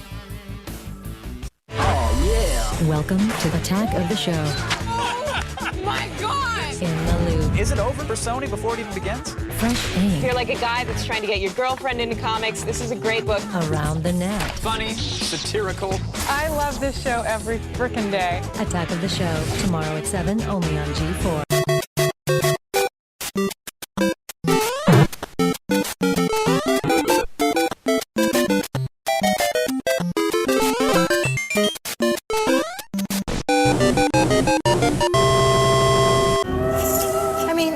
Job after all, isn't it? Some people deliver the post, I jump over rivers and fight tigers.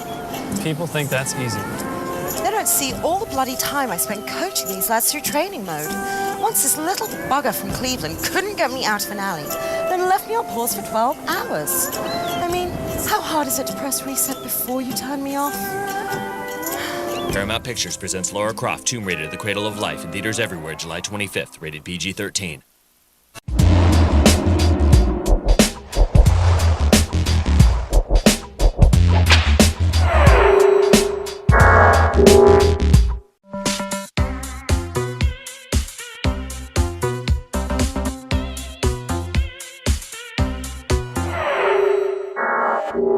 Find out who's got the stuff of champions on another episode of Arena!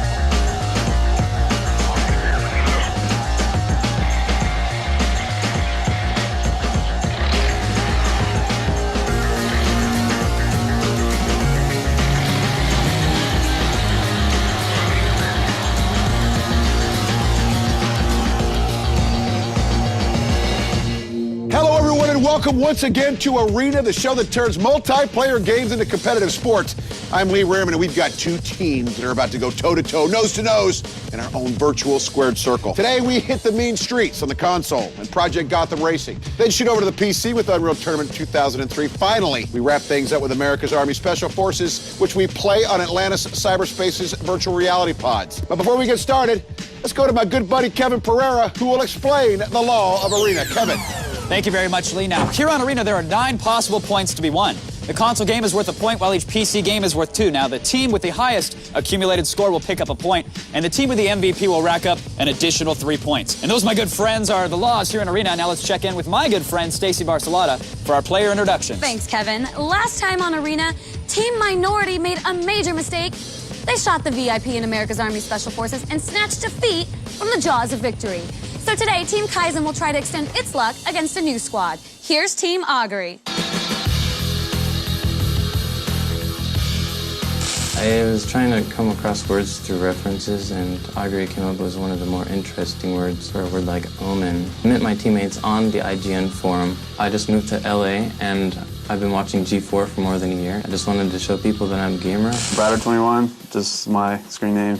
It's also Roger Clemens' number. He used to be my favorite player. I used to play a lot of Counter-Strike and StarCraft. My friend just told me about G4 and just thought it'd be kind of a cool idea, so decided to try it out. I look forward to a good match. I run a website. I'm a web designer. I play the full spectrum, so I go anything from like massively multiplayer games to like old school. I'm a big Galaga fan, especially while drinking. My nickname comes from a character I play on Shadowbane.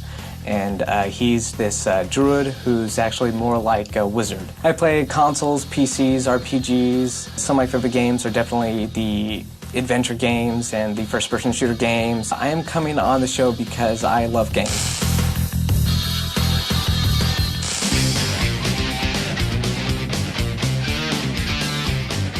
My nickname is Ringworm, and it came from when I used to be in wrestling. I got Ringworm, and everyone used to get Ringworm. I think being on Arena is kind of interesting because you're not just playing on one single platform. Plus, the virtual reality type setup doesn't give anyone really an advantage. I got my nick. I used to watch anime, so I got that from Escafone. Right now, I'm a junior at San Diego State University. Pretty much play video games and party. I am a wussy gamer. I play one game good, and I stink at everything else. I used to watch them play Unreal Tournament, and they were so bad, I thought it'd be kind of fun to come on here and beat the crap out of them. Get out of our G4 Arena. My call sign is Woobs. The only person that knows how I came about is my friend Brad, and I tell you, but I have to kill you. I'm pretty excited about being on the show today. Real unexpected. They called me at 12:15 saying, we need you to be on our show. Someone couldn't make it. And I said, sounds like a great time. I'll be down there as soon as possible. All right, we're starting things off here in the console pit, where all 4 players from each team will get a chance to make a difference, as they'll each take a turn at the game. Today's game is Project Gotham Racing on the Xbox. It's a title that lets players live out their wildest high-speed fantasies. Well, at least most of them. And risk-taking is encouraged here, as pulling off difficult moves will result in kudos, which not only look cool, but they give you bonus points. 1. And round 1, Project Gotham Racing. In the red car for Kaizen, we have Eska. In the blue car for Augury, we have Raderzy. And Eska out to a quick lead. Had a little trouble in that turn, though, Lee. That's going to cost him on time. Raderzy in hot pursuit. He's behind him by almost 2 seconds, Lee. And he spun out a little bit there, got sideways. That one accident, Lee, could be all that she wrote in this round. And Eska, unless he does something dramatically stupid, takes this first round. Speaking of dramatically stupid, Lee. And at this point, he can pretty much just coast to victory. Raderzy down by almost 3 seconds, grabbing kudos, but they mean nothing here. And that's gonna do it. Crosses the finish line. Raderzy nowhere in sight. 2. Round 2 underway. In the red Kaizen car, it's Mac. In the blue Augury car, it's Snide. And right away, Snide just cutting off a member of Team Kaizen. Oh, and Mac tries a pit maneuver, but fails as Snide still has Mac in his rear view. The beginning of these races is also important because once you get a lead, and the lead has been taken by the red car for Kaizen Mac. Oh, and Snide had to put it in reverse. Whenever you see the brake lights, Lee, you know that someone's not doing something right. These rounds are so quick, one mistake does a round make, and that mistake allowed Mac to take the lead. But a mistake by Mac could cost him here, as Snide is no longer down by the 4 seconds it's flashing on his screen. And Mac in the red car has a comfortable lead. Time winds down, but one mistake, as we saw last round, and their whole round changes dramatically. A not so dramatic finish as Matt crosses the line and Snide is nowhere in sight. 3. Round 3 underway. For Kaizen and the red team, it's Woob. Oh, and right off the bat, Lee, Sunfall gets slammed into a well by Woobs. Sunfall for the blue Augury team. They'll be playing catch-up for most of this round, Lee. Little excitement right out of the chute. We don't see that very often here in these console games. Well, anytime something comes out of my chute, Lee, I'm pretty excited. I'm on your side there, brother. In first place, Woobs. Sunfall is only down by 4 seconds, which is actually quite a lot. 4 seconds in these console rounds. These are sprints to the finish. The sense of speed here, Lee, is amazing. Look at that. It looked like Woobs just took that turn at, what, a good 12 miles an hour? Insane! Woobs is taking a safe approach with this good-sized lead. Doesn't want to do anything silly. Woobs is taking his time. I mean, he's even using his blinker when he makes a turn. That's how you know he's not worried about the comfortable lead he has on Team Augury. Sunfall tending to catch up after that early mishap. Well, Sunfall's right taillight is out, so he'll have to use proper hand signals. He hopes to win this round. And if Woobs can hold on, as he does, the red team Kaizen takes all 3 rounds so far, Kevin, here in Project Gotham Racing. 4. In round 4 underway, now we're in the battle for the all-important MVP points as Kaizen has secured the console game. And in first place, right out of the gate, is the blue car, Yasaki for Augury, but Ringworm in the red car for Kaizen. Not far behind, Lee. Not far behind. Yusaku switches his view right off the bat. More seasoned racers tend to race in the cockpit view mode. Lets them know where their opponent is so they can block them off when they're trying to make a pass. 2 words that I always like used together, cock and pit. And Ringworm playing catch-up here as Yusaku slams into a wall, makes his way around the corner. Ringworm is down by a little over 5 seconds and a quick 360, showing off the front end of his car. Again, this is all academic in terms of console round winner because all 3 rounds have been taken by the red team Kaizen. Ringworm swerving back and forth like he's in a NASCAR, not exactly helping on time. You would have thought that Ringworm would have been a little more contributory in the MVP point totals, but Yasaki for Augury takes Project Gotham Racing, and Kaizen takes the console game 3 rounds to 1. I don't know, Kevin, maybe it's the lights, the camera, maybe it's us, but Team Augury didn't even show up for that console round. That's right, Lee. And what a turnaround for Team Kaizen. Last time they were in the arena, they weren't able to take the console game, but their newest member, Woobs, pulled it out for them. And Woobs is right now with our Stacy Barcelona. Thanks, Lee. I'm here with rookie team member Woobs, helping your team to a solid victory, 1:14 fastest time. How you feeling? I'm real happy. It was a big win because I was the 3rd guy to go, and if I won, we won the console match, which is a big win for our team because we're not real good at console. In the last episode, your team didn't do all that well in UT 2003. How are you going to turn it around for them? I just hope I play well. I hope the person I replace, I can do better than him. So if I do better than him, we should probably win. He's looking for the win, Lee. Back to you. We may not know what Woobs means, but I sure do know what it rhymes with. So, Kaizen is off to a fast start in defense of its title. After the break, we'll see if they can reverse their Unreal Tournament 2003 fortune from last episode. And later, we'll jump into Atlantis Cyberspace's VR pods for America's Army Special Forces. It's all coming up right here on Arena.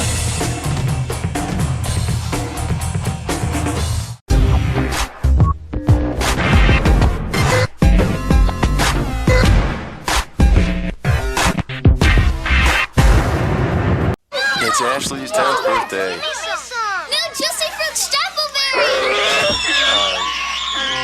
Alright, I think he wants it back. Gotta have Twisted Sweet. Gotta have New Juicy Fruit Draper Melon and Strappleberry.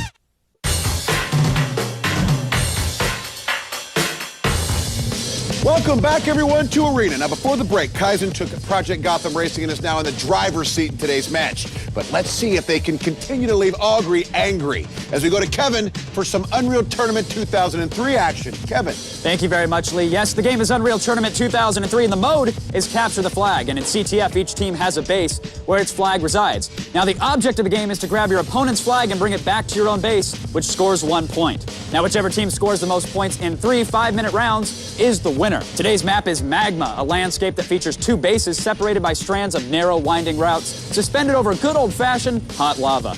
Now, navigating between bases can be tricky as one misstep leads to that itching, burning sensation known as melting. So let's heat things up with a little action in Unreal Tournament 2003. 1. Unreal Tournament 2003 is underway. Kaizen in red, Augury in blue. This was not Kaizen's game last time, only because in the last episode they were going against a team that was absolutely spectacular in this. What a better team to practice on here in the arena than Team Minority. Let's see if Kaizen picked up any strategy tips. Eska for Kaizen, grabbing the flag, and he's already on his way back, but he does have a member of Team Augury in hot pursuit. Eska gets taken out. And Snide says, I'm not going to take this inexperienced stuff. Lost flag. But he is going to take a rocket to the ass as he drops the flag. You have to appreciate the aggressive offense by Team Augury so far. Snide translocating through a window right into 3 members of Team Kaizen. Sunfall for Augury again in the enemy's base. But Kaizen wasting no time, taking him right out. No score so far, which I have to argue bodes well for Augury, being the more inexperienced. You're right, Lee, showing no fear here early in round 1. Snide for Augury again on the attack. It looks like Sunfall doing the same as Ringworm for Kaizen tries to defend. I believe that was Snide who had the flag momentarily for Augury. In short order, he's dispensed of. Damn it. Oh, inside decides to test the temperature of that lava with his toes. There's Mac for Kaizen. Must have grabbed enough pills to give him the adrenaline as he powers up and grabs the flag. I got lots of help. Mac for Kaizen on his horse, all alone. He's got a shot here. Time running down. 1 flag capture here will probably be enough. You're right, Lee, and Kaizen taking a little damage, but again, that regeneration kicking in. Hey, I need D. I need help. I need help. Snide for Team Augury is right on top of Mac with that link gun, and a member of Kaizen takes out Snide, leaving Mac free to capture one here in round 1. What teamwork by Kaizen. 2. And round 2 of Unreal Tournament 2003 is underway. Lee, notice the speed of Eska right off the bat, headed towards the enemy base, wasting no time. Snide taking a dip in the lava pool. And Eska for Team Kaizen grabbing the flag, unopposed for the moment, Lee. And Snide for Team Augury. All right, I got it. Running. Sneaks in and grabs Team Kaizen's flag. This is the most offense we've seen this early in a round. Oh, and an excellent lightning gun round takes him out midair. He drops the flag as Eska continues his return run back to the base. But Augury really aggressively moving into the offensive side. Gotta appreciate that from the newcomers. Well, that's right, Lee. After a poor performance in round 1, they had to step it up. And Eska kind of stealthily moving around and places the flag. 1-0 Kaizen here in round 2 as a member of Augury sneaks his way in and grabs the flag. It was Snide, but he ran into too many members of Team Kaizen. And Sunfall for Augury grabs the flag, but I have a sneaky suspicion that won't last long. Time becoming somewhat of a problem here now for Augury. Mac has a flag fetish for Kaizen. Takes quite a fall. That's going to damage him, but let's see if he can fend off a member of Augury. Excellent shock rifle combo as he wipes out an opposing member. And as long as he has that flag, regardless if he scores or not, Kaizen will win this round. I'm going to cap it. I'm going to cap it. There it is, a flag capture for Kaizen, and that'll probably just about do it, Kevin. And Eska for Kaizen grabbing the flag. He's dodging some lightning gun rounds and a little rocket fire. He's taking tons of damage here, but Eska is clearly going for the MVP points. And Eska scores the 3rd flag capture. Round 2 goes to Kaizen. 3. And round 3 is underway. Unreal Tournament 2003 as far as points. It's all academic as Kaizen has taken rounds 1 and 2, but the MVP points can still be earned. Snide for Team Augury makes his way to Kaizen's base. I'm doing too well. And he'll have to do it again since he got absolutely crushed. Yusaku for Augury on the attack. Surprise. And Woobs taking a couple pot shots at Yusaku, strafing around a wall to get some cover, but Woobs is hot on his trail. And Woobs goes down. Mac for Kaizen, flag who in had hand. That big round 1 flag capture to win it, says, hey man, how about a little offense, sister? And Mac pulling a Rush Limbaugh, grabbing all the pills on the map. I'm trying to whore up a little bit of adrenaline. Dodging a little lightning gun fire as he makes his way up top. He's going to be in excellent shape thanks to that shield. And a member of Team Augury sends a little flak Mac's way and then just gives up and falls off the map. And that was a score by Mac. Score. And checking my statistics here, Team Augury has not yet captured 1 flag successfully. In fact, how many seconds have they had possession of the enemy's flag? 17.419. Can you at least round it for the kids at home, Lee? 17.42. Excellent job. Time running out for Augury. Yusaku in Kaizen's base, but 2 members back to defend take him out quickly. And Mac for Kaizen. Flag in hand, making his way back to base. He has been an offensive powerhouse. Kaizen scores another one, 2-0. But here's something that could be new, Lee. Braider 21 with the flag. Oh, and he gets a rocket facial. Goes down, and Mac for Kaizen sneaking right on into the enemy base from up top with the flag in hand. And that's it. All right, we've been challenging the defensive-minded Kaizen to come into Unreal Tournament 2003. We even saw a flurry of points in round 2. That's right, Lee. Eska was a one-man wrecking crew, but I gotta give the rounds to Mac, especially 1 and 3. He put the points on the board. And we're giving Mac to Stacy right now. Thanks, Lee. I'm here with Mac Attack himself. 20 kills, 4 flag caps. Walk me through UT 2003. I think it started with all the combo meals we were serving up in their face. After that, they couldn't do anything. That's right, they didn't do anything either. Speaking of that, what do you think about the level of competition heading into America's Army? Well, I sure hope the other team steps it up, because right now, it's just been a waste of our time. Ooh, smack talking down here in the pit. Lee, back to you. Watch out, Stacy. Any more wins by these guys, there's going to be secret sauce everywhere.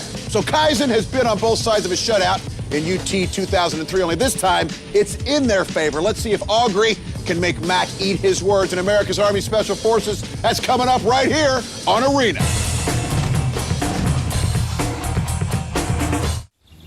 Ted? Barbara?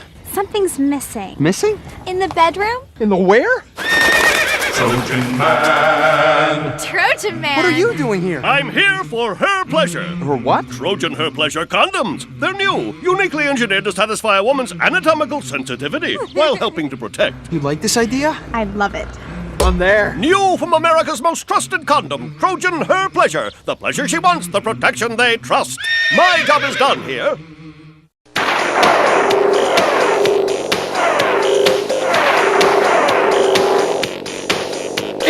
Ladies' night on Arena! Oh yeah, knock her head off. Oh, and estrogen mows down Barbie. And we're touching. Welcome to the next 30 minutes of your life as we examine the most intense arcade games on Filter.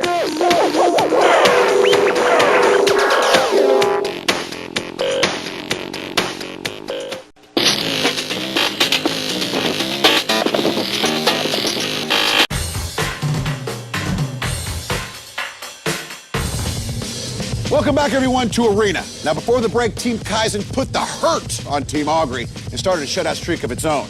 But let's see if Augury can bounce back. And America's Army Special Forces, Sergeant Hansen is standing by with the briefing on today's mission. Good evening, gentlemen. I'm Sergeant First Class Hansen. I'm here to brief you on the combat search and rescue mission. Our current situation, we have one Blackhawk helicopter that's been downed by enemy forces. A UAV has identified one crew member as surviving the crash. Your mission as an ODA, operational detachment, is to infiltrate this high desert compound to the crash site. At the crash site, you're to retrieve data and destroy the helicopter. Then you're to continue on through the remainder of the compound, make link up with the downed crew member. You are not to fire upon anyone unless they prove themselves hostile to your mission. Are there any questions? No, sir. Good luck. All right, Team Kaizen was chosen to go first, and the team is suiting up right now. And once these virtual soldiers are ready, they'll have 10 minutes to complete the mission. And then it's Augury's turn. Now, our players will be immersed in the ultra-realistic environment of America's Army Special Forces through the use of Atlantis Cyberspace's virtual reality pods. Looks like Team Kaizen is in position, so let's see how they do. And Kaizen, our reigning champion, have first crack at their objectives. Eska is their captain. Kaizen won their last episode of Arena in America's Army, coming way from behind. Some shots ring out. I think we got him. He's still alive, he's still alive. Good communication so far. All 4 team members in the alleyway right now. One of them sneaks inside of a building with absolutely zero cover. Eska senses the danger and runs in to assist Mac.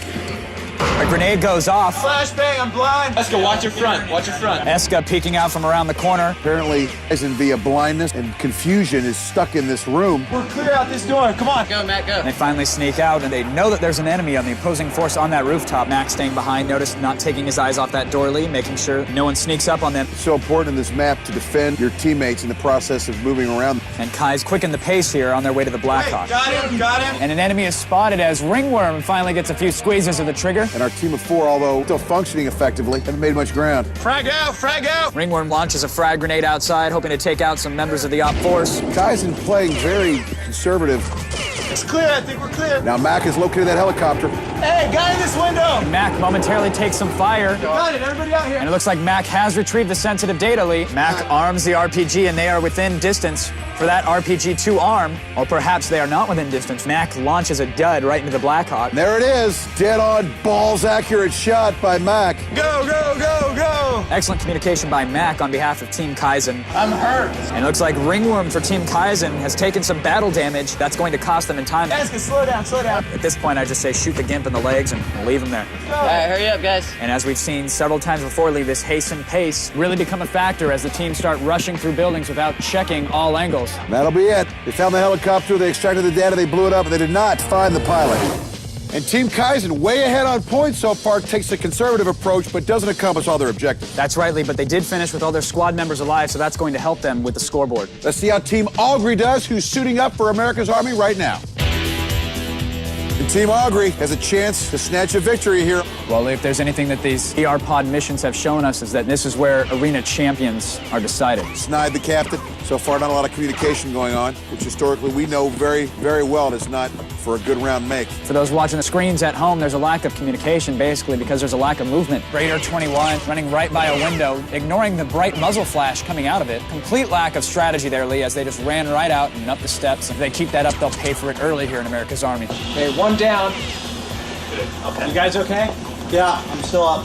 Okay. I'm gone. You have to somewhat appreciate, though, this brazen disregard for life and limb as Raider 21 extracts the data from that Blackhawk. But, Lee, if you look, all the windows have members of the opposing force peeking out, taking pot shots at Raider 21. He manages to extract the data and runs away, but unfortunately he runs away from his own teammates and he will have no cover fire while they try to destroy the Blackhawk. Again, confusion reigns here. I'm confused. Apparently a member of Team Augury was taken out, but it looks like Raider 21 has decided to go commando style and he's out in search of the VIP. Brad, slow down a bit so I can catch up. And there's Snide finally to back him up as they enter the room, searching for the VIP. I'm all alone down here. To find that VIP, it's going to be close on points, Kevin.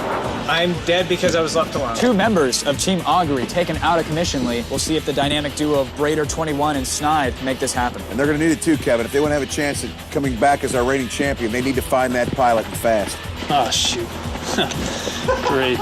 Excellent double checking on the part of Team Augury.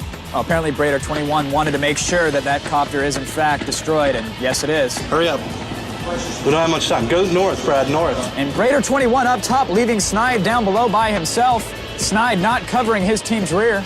As shots ring out and Snide goes down. Snide goes down at the hands of a baddie. And like my co-host on many a weekends, Raider 21 is going solo with his gun. And running precariously low on bullets, I might add, like your co-host. Demonstrating the motto, Army of One, Raider 21 tries to pull this one out for Team Augury. Those three team deaths are really going to hurt Team Augury. You guys know where to go at all? Raider 21 talking to the non-existent teammates, humming the theme song to Rocky in his head, makes his way to the VIP, he thinks. And Raider enters the room with the VIP, runs into a member of the opposing force, asks him for a quick timeout as he reloads, takes him down, he leaves the room.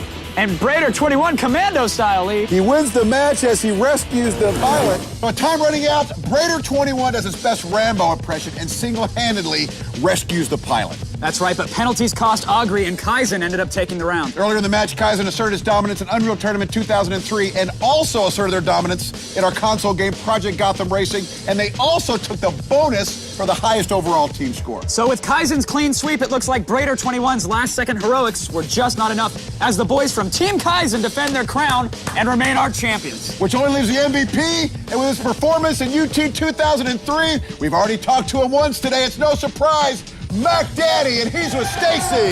Thanks, Lee. I'm here with Mac Daddy himself. Your first MVP win. How you feeling? I'm feeling pretty good, but I definitely couldn't have done it without my team.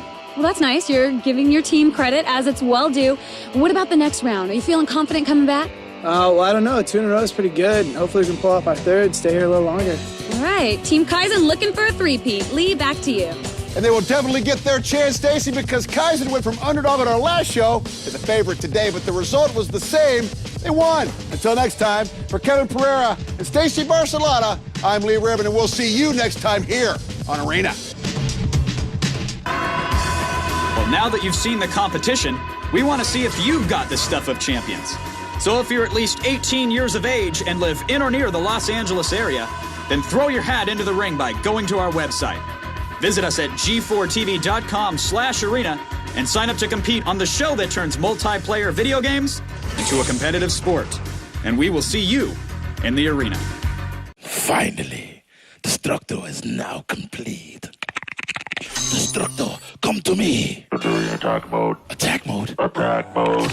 No, Attack Destructo. mode. No. Attack mode. Hold. Attack mode. No, Destructo, hold. Attack mode.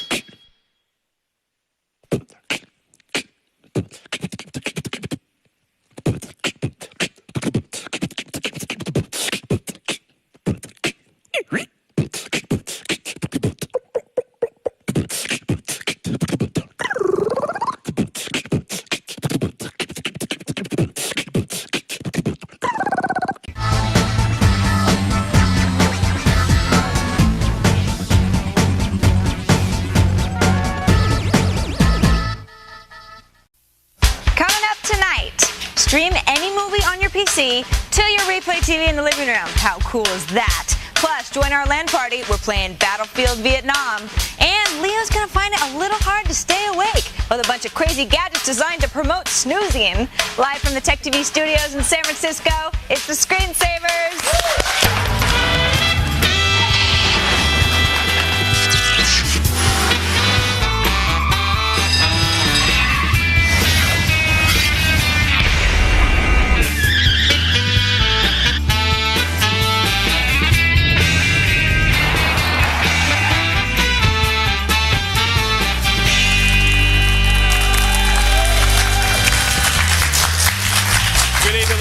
And welcome to the Screensavers. I'm Patrick Gordon. And I'm Leo Laporte. Thank you so much for joining us. This is the show where we keep you in close touch with the coolest stuff happening every day in technology. Set your recorder. Tonight we have a great show. Our good friend Dick DiBartolo is here in studio with some sleeping gadgets and a special surprise. It's a very sleepy segment. Look, Sarah Lane. I think she's... what are you doing? Is that a combat outfit you're wearing there for the LAN party? Does it look like a combat outfit? Except for the boots. Do you want to see the boots? Yeah. Well, you'll see them later. I can walk on you again if you would like. Those boots? I'm totally cool with that. Not in those boots. I should show you. It's one thing to walk on me with your They've got some heels. Oh! Squishing like a little bug. Okay.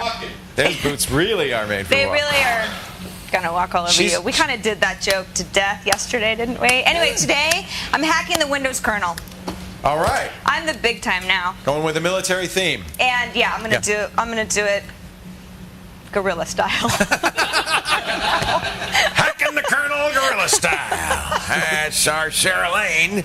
You know what else it is today? Thursday. Yeah. For the Screensavers LAN party. Fired by NVIDIA. Mr. Bentano. Yes, today's a very exciting day. It's on par with getting married or even having a baby. What? Gentlemen, we're playing the brand new, only 9-day-old Battlefield Vietnam. Oh. Whether you're playing as the NVA, of course, or the U.S., you've got a whole cadre of weapons to attack your enemy. It's the jury's still out. We're not sure if we're in love with it. It's a lot of fun. We'll check in with these guys a bit later. To celebrate Dan's absence today from the show, we have Kevin wishes he was Foo Rose right here on the end. Next down the line, all the way from the infamous Seinfeld television show, Kramer from Medford, Oregon is here. And next to him, of course, Yoshi, our favorite modder, our only modder, that he would still be our favorite even if we had more than one. He's also playing. I'll be playing down here as well. Back to you guys. Unless the other modder were like really, really good. And then and then Yoshi would be the he'd be the second favorite. Second favorite, right. That's cold. That's cold. I'm just teasing. Let's take a look at the tech news that caught our eye today, Sarah. I just have to ask, is your name really Kramer? Yeah. That's a great name. Isn't that a good name? I love it. But you know I have what, a cat Kramer- named Cosmo. You guys should get together. That's right. Yeah. I also used to live in Ashland. Really? So I know your neck of the woods. Oh yeah, Oregon for life. All right. It's a bit of a slow news day today, but we've got a little bit. The Game Developers Conference is underway in San Jose, and today Microsoft introduced a new cross-platform gaming platform they called XNA. Yay. XNA builds on DirectX 9, but will deliver high-quality graphics and pave the way for high-def gaming. That is not what it looks like. XNA will appear first in Xbox. Yes, it brings the blue screen of death back to the TV where it belongs. Or it just makes it so easy to develop for both the PC and the Xbox. Why would you develop for any other gaming platform? See, that's smart.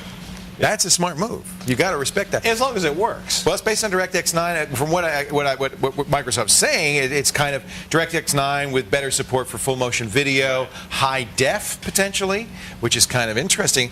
At some point, Microsoft was going to have to up the standard so that you could do high definition gaming. Microsoft, but with their gaming initiatives, they've either home runs.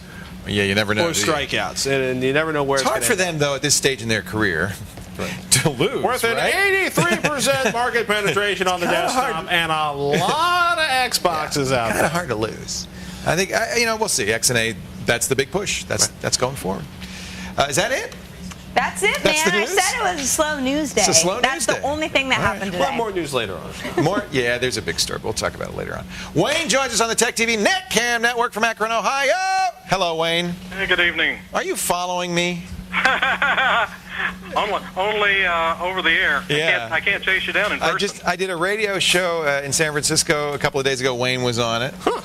What else were you've been on everything I've done the last couple of months? Oh yeah, we were on your taped radio show. That's right. That's right. Yeah, we have my other show too.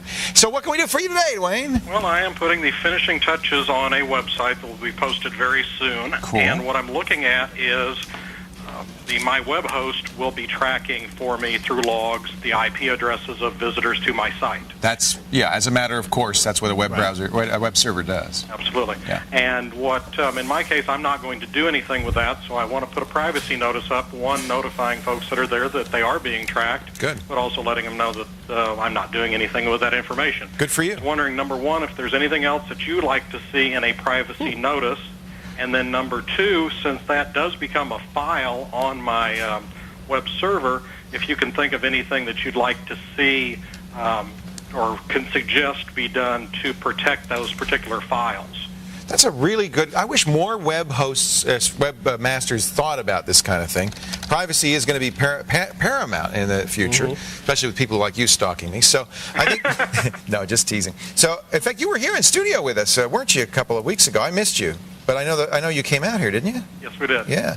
So I have a privacy statement on mine, which you're welcome to steal because I stole it from somebody else. And basically, what I would suggest is absolutely indicate what kinds of information you collect. Now, even if it's just IP addresses, I think it's good for you to explicitly say, this is what we know about you. And if you do other stuff like collect addresses for a mailing list, you should say that there. You might check with your web host. You probably don't set cookies, but very frequently web hosts do. In fact, that has happened on Leoville for a while. I didn't know it, and people were saying, why are you setting cookies? So I'm not setting cookies. I'm not setting cookies. Well, I see it in my cookie blocker. So you might check with your web host, see if they are using cookies in any way, and if so, you might want to expose that as well. Just being very upfront is great. And then absolutely you should say, as I do right at the front, I promise, I pledge not to disclose your private information to any third party. Now, I put a further disclaimer in there saying, unless necessary to comply with legal process. Right. Because the truth is, you cannot really promise never to reveal this, right, Wayne? Correct. Because if the feds come knocking, I'm giving you up right away. You're caving, right? Absolutely. As you should. You also have a really good reminder at the end of your privacy FAQ where you remind people that public message boards are public. So anything you post there, anybody who stumbles through there can read. And that goes for blog comments, anywhere you're posting on a website. It is a good idea. You're doing them a public service saying, hey, look, this is what I collect. This is what you might be revealing. Remember that. Keep that in mind. Privacy is important. Now, as far as the log, I mean, you could arrange with your web host to delete the logs on a regular basis. I would suggest that if you do that, put that in the privacy policy. Say, we do not read the logs. We do not collect IP addresses or any other identifiable information about you from the logs. You may be looking at stats, in which case you are looking at some information. And we delete the logs every X number of days. I think that's a good thing to say. I like it. Excellent. Yeah. I commend you, Wayne, and I think more people should do that.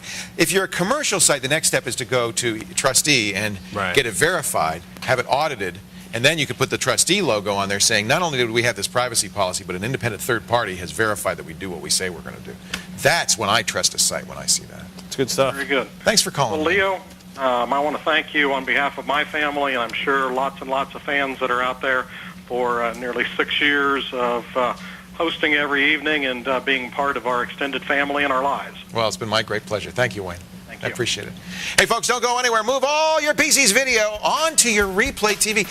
This is just part of Joshua Brentano's continued plot to make me mad because I got a TiVo and he's got a Replay. Plus, he's bad. He's back. He's bad. Oh, you go ahead. Mad Magazine's. You do it. Bartolo. You do it. Trained director of Tech TV Studios to show off his latest gadgets. All coming up with the screensavers. You said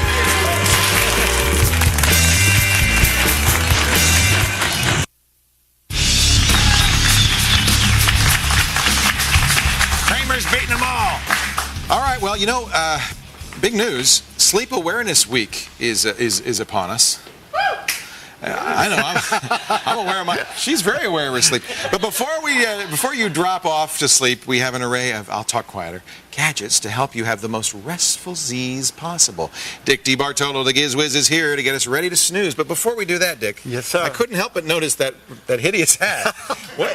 $15, pal. Really? Hideous hat. Goldie Golden Gate Railroad Museum? Yeah. Were you riding a train? You know, absolutely. I was on a website. I love trains, and I typed in San Francisco, and this museum came up. And you were coming out here anyway. I was coming out here to be with you, and then I found out that you can actually drive a train. Don't take that right-hand fork at there. the wheel. Wow. And playing with the whistle, and actually, is that great What's that fun? do?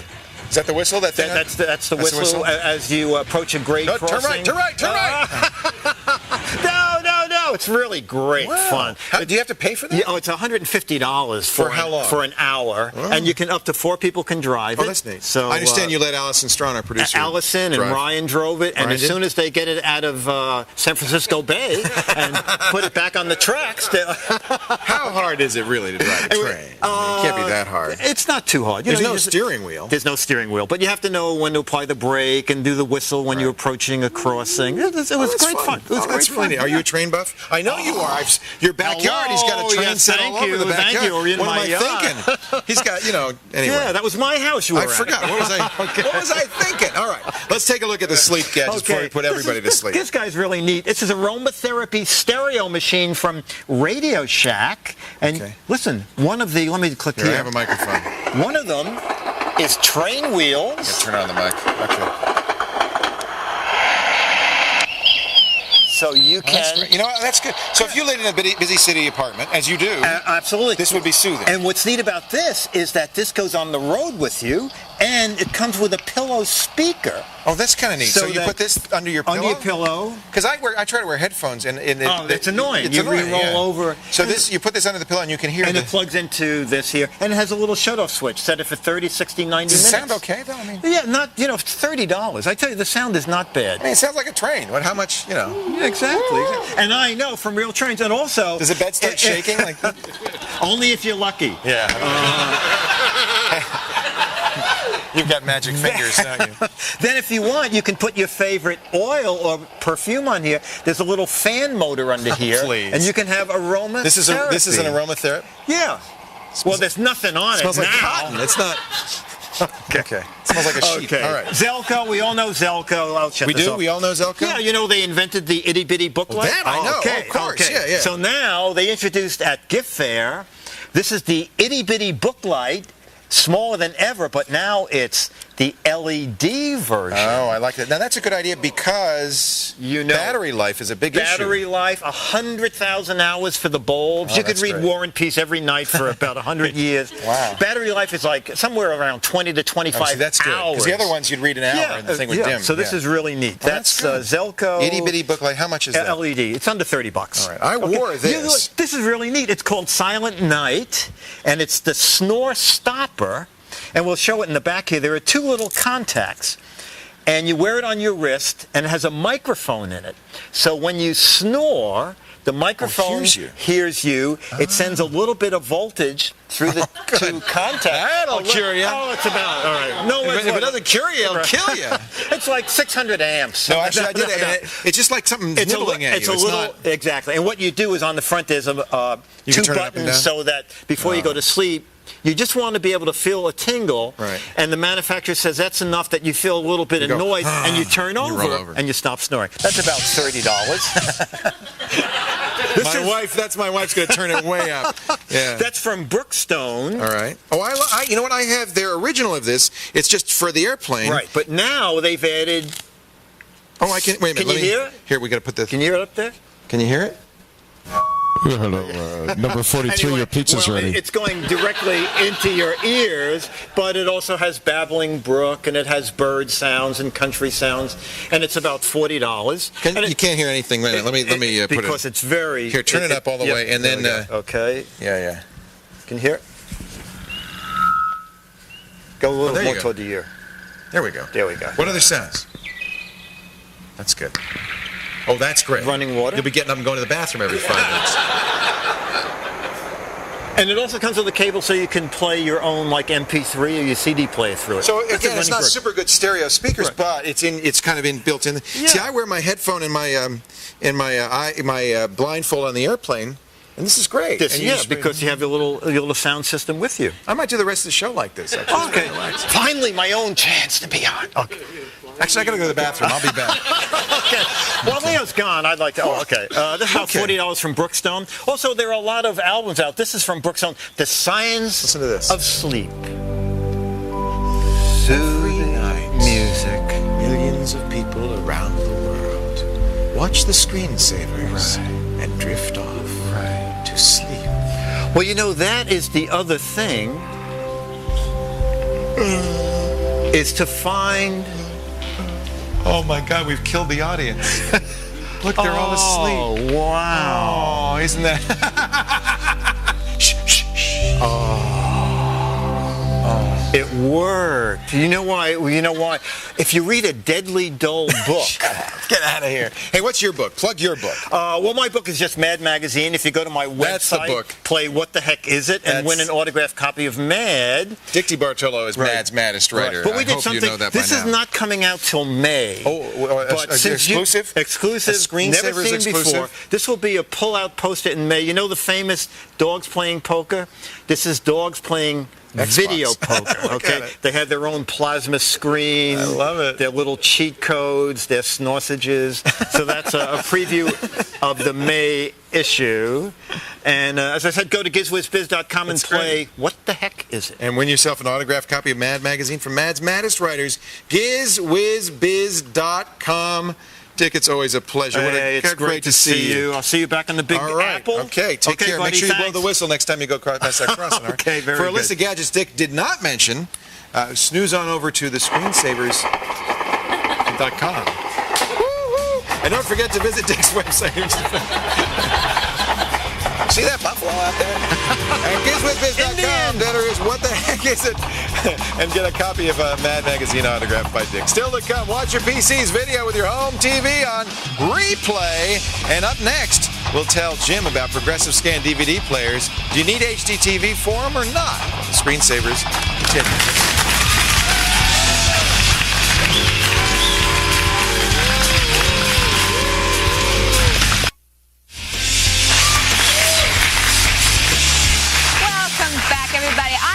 Great news. You could be Tech TV's next winner of a $25,000 shopping spree or 500 daily cash prizes. Take your pick. That's right. All you have to do is watch Tech TV every night from 7 p.m. to 1 a.m. Eastern. I know you're doing that already. Then look for our Tech TV Digital Digs Den sweepstakes commercials, which contain Tech TV's secret codes. Each time you see a different clue, go to techtv.com/digitaldigs to enter.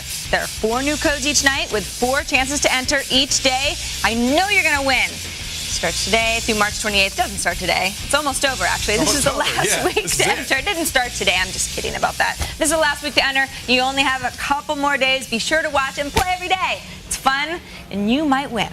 Well, it really is. Today is the first day of the rest of the contest. True. Right? And the rest of our lives. Oh, God. Jim joins us on the phone from North Sydney, Nova Scotia. Hey, Jim, welcome to the show. Patrick. It's great to have you on. Thanks. I never missed a show, guys. You guys are doing a great job. Thank you. I'm going to be buying a new DVD player. I don't have an HD TV, and all the salespeople tell me that progressive scan DVD players are meant for HD TV. So is that going to affect my picture quality on my regular television? No. Actually, it's amazing. Is basically the progressive scan component ports on the back of it. Basically, if you have a regular television like NTSC interlaced screen, progressive isn't going to help that at all. But it doesn't hurt it.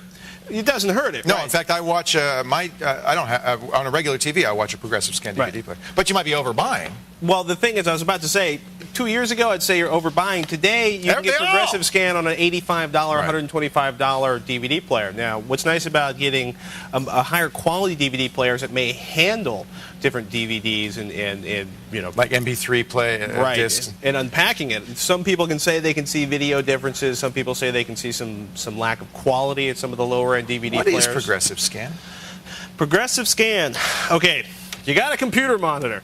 You got a TV monitor. Basically, it's interlaced. It writes basically first, I guess, the odd lines, and then it comes back and it does the even lines. So only half the screen at a time. Exactly. That's why they talk about fields and frames. On a progressive progressive screen. Right? Like this. Any computer monitor now is a progressive screen. HDTV, some HDTV is interlaced, some is a progressive screen, but the idea is it basically goes from top to bottom all the way down. The idea is you get a smoother video, you get a more realistic looking video, you get a more accurate recreation of the original flicker. film. It's high. It's almost higher. Yeah. That's why I actually almost prefer to watch DVDs playing back on a computer system on a progressive scan monitor because it's much crisper, it's much sharper. Yeah. And one other thing I would add is when you do go out and get a good HDTV, the same progressive scan technology will, in all likelihood, be built into the TV. And since you're spending more money on the TV than you did on the DVD player, probably better. So you can buy a progressive scan DVD player, but chances are you won't even be using that progressive scan circuitry. You'll be using your TV's progressive scan circuitry instead. Oh, the irony. Oh, the irony. So, Jim, don't worry about it. It's not bad, but it's not necessary. Yeah. So thanks for the call. They were basically steering him right. That's right. Amazing. Shocking. That's because it's Nova Scotia, where they do things right. Good people in Nova Scotia. Yeah. Joshua. Yes. It's LAN party day, Patrick. The enthusiasm. That's right. The verve. That's right. As I pointed out earlier, we're playing the brand new Battlefield Vietnam. And as I mentioned before, to celebrate Dan's absence, we have Kevin, wishes he was Foo Rose, running the server. How's the server setup on this? The server setup is actually, probably the best game that we've set up to date. It's so easy. The CPU load's only about 40% right now. That's cool. And we have 24 players in the game, so that's good. Yeah, it's nice and clean and easy to administer. The first Battlefield was easy too because it's just a drop-down menus, right? And you just point and click. Exactly, and this one's even better. It allows you to choose exactly which vehicles you want in there. Oh, cool. And it's a great game. What do you think of the game so far? So far, so good. I love the graphics. Definitely a lot better than Battlefield 1942. They have a little bit of a modified engine in this one. Yeah. But I'm liking it. Yeah, I liked it too. Kramer, what do you think? Well, I think it's a lot more fluent, and like Kevin said, the graphics are very much improved, and a lot with the graphics engine. And how you doing in the game? Pretty good. Not too good. Today's your first day playing it. Yeah, Vietnam. Cool. Well, Yoshi this is also his first day playing it, so if he's beating you, it's pure luck. Yeah, well, the first game we just owned the other team. It was pretty embarrassing. Yeah, we just already started up another cycle. I like the game. The gameplay is pretty smooth. I really like that North Carolina foliage. That's supposed to be Vietnamese foliage, I guess. But it's a good game. I like the gameplay. It's real smooth, real easy to play.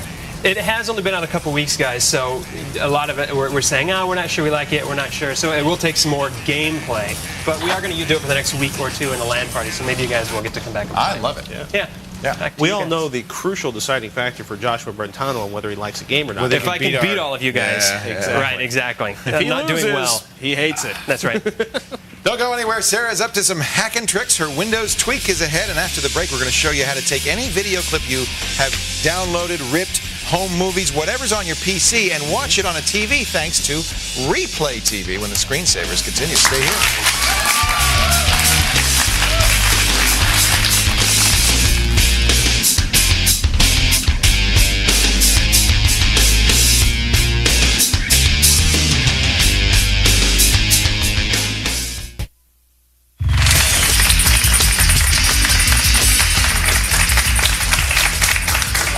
Welcome back to the Screensavers. I'm Leo Laporte. Coming up in this half hour, hack your boot screen with the help of Sarah.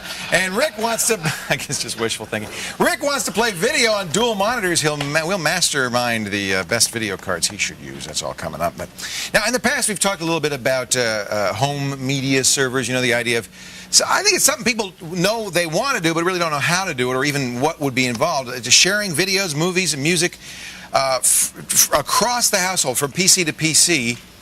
But what do you do if you don't have computers in every room or you want to watch it on a TV? You buy a Replay TV and you plug it into your home network. And Joshua Brentano's been telling me this. He's been beating on me for years, here to show us how to actually go the next step, stream any video file on your computer to your TV. It's our own in-house Replay TV expert, Joshua Brentano. I'm not a TiVo hater. No, but you're a Replay lover. I'm a Replay lover. This is yours? Oh, that's mine. A lot of the stuff you do on Replay, you can do on TV. On TiVo. Yeah, but you have to hack it. You have to hack it. It's a lot more involved. And this is easy. You plug it into the Ethernet jack into your router, and it's on the net. I'm just jealous because I hacked and hacked and hacked. And the 40-hour ones are $140 right now. $140? Yeah. So Replay TV went out of business, though? They were bought. By Sonic Blue was that purchased all the Replay stuff from Dennis Marantz. Marantz. Well, the problem is that's the thing. When you start, we're getting sued by all the motion picture companies. Who are saying you can't do that. I don't know how, but D&M has kept it up. Replay still around? Yep. You could still subscribe and $13 a month, all that. Okay. So this is an older replay, but the newer replays will do this. Any 4000 or 5000 series will do this? Yes. Okay. They'll do all this stuff. So show us what we're doing. In the past, last time when you weren't here, I showed how you can burn stuff to DVD. Your stuff recorded and replay. Before, I showed you how you could hook it up to your home network, and that's what this program does. The interface is DV Archive, and that's this program right here, and it really basically just turns your computer into a second replay unit. So because we've plugged this replay into the Ethernet port, and it automatically just kind of recognized the network, got DHCP, got the IP address. Yeah. So this sucker is on the network. It is. We're running this, and does that make it look like it's also a replay? Yes, exactly. Okay, so it's just another replay, except it's a PC now. Right. Okay. And so what I want to show now is if you download movies, if you download movie trailers or music videos or any home videos that you've shot and edited, you can convert them to the replay format and watch them anywhere in your house, wherever you have a replay unit. So show us how you do that. So the first step you have to do, the whole goal is to convert it to an MPEG that the replay is familiar with. It's kind of a specialized format that it needs. And the program that I use is the Tsunami MPEG encoder. Love this program. Free, and it's free. Great program. That's right. Now, does it come with a replay plugin? There are 2 templates that you have to download, and they're on the article we have a on link the website. to them. Yeah. Okay. And there is 2 templates for that. They also have a plugin to read QuickTime movies. So when you go to, let's see. Now you're in Tsunami, and you're actually. I'm Tsunami. So you choose the format, the template you want to use, and choose the video you want to use. Okay. Now it can read a whole mess of video files. JPEG, MPEG, That's right. MPEG-1. The plugin will give you the QuickTime capability. It reads Windows Media or ASF files. Sometimes if it doesn't read a Windows Media video when you put it in, just rename it to ASF. And it reads it. Oh, really? That's the older WMV format. Okay. Exactly. They're also programmed to convert real media files, but it's $20. But if you have a bunch of real media, you know, Tsunami doesn't. You have to get a separate program to convert real media. But if you have a bunch, it's worth it. What about DivX? If you have DivX, if you try to convert it to MPEG, there'll be audio sync problems. And so you use a program called Virtual Dub here. That strips the audio out? It strips the audio out. So I've got an AVI here, the broken that Kevin does, that's encoded in DivX. And so we open it up and choose File, Save Wave. And it'll rip the wave out. That takes the audio out. Got it. And then what you do is you use Tsunami to re-encode it, to compile everything back together. So you grab the AVI, you grab the wave.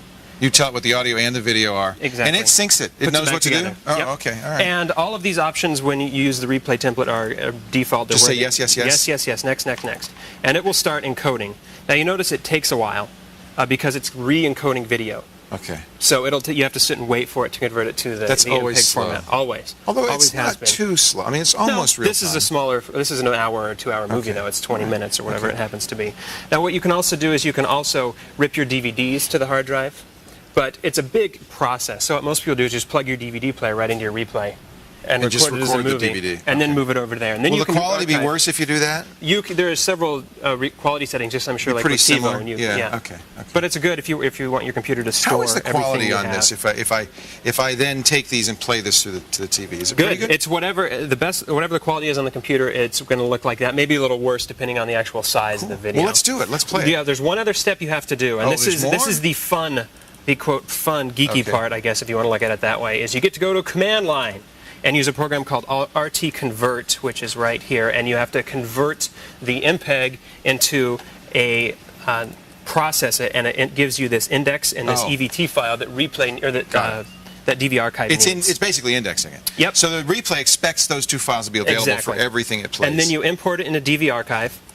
You import the MPEG that you just converted. The real replay version. And it imports it and puts it in the guide, and it'll show up. There it is, here. just like it's a show. Now, does it show up on this TV? It does. So we go to the guide. This one's connected to the replay box over the network. Over the network. So we go right up here to the top.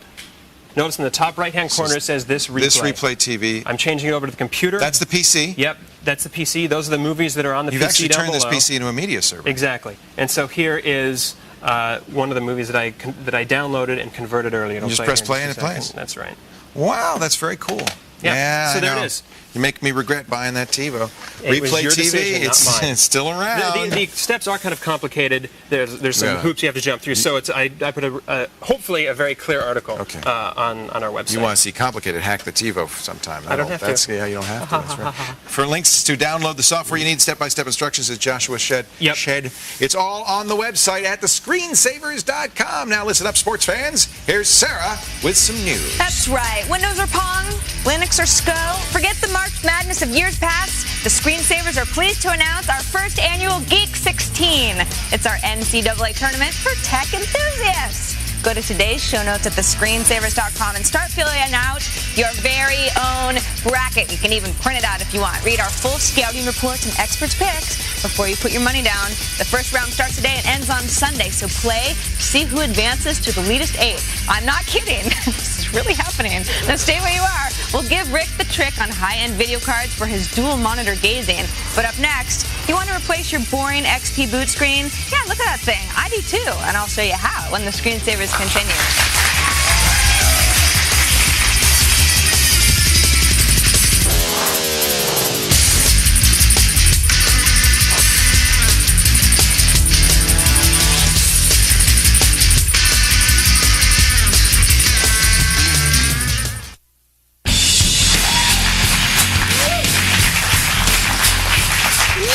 Let's check in with those good people over in that other studio to see what they've got coming up tonight. That's Tech Live. Hello, hello. Hey, it's Corbin. Hello, it's Corbin Big Red.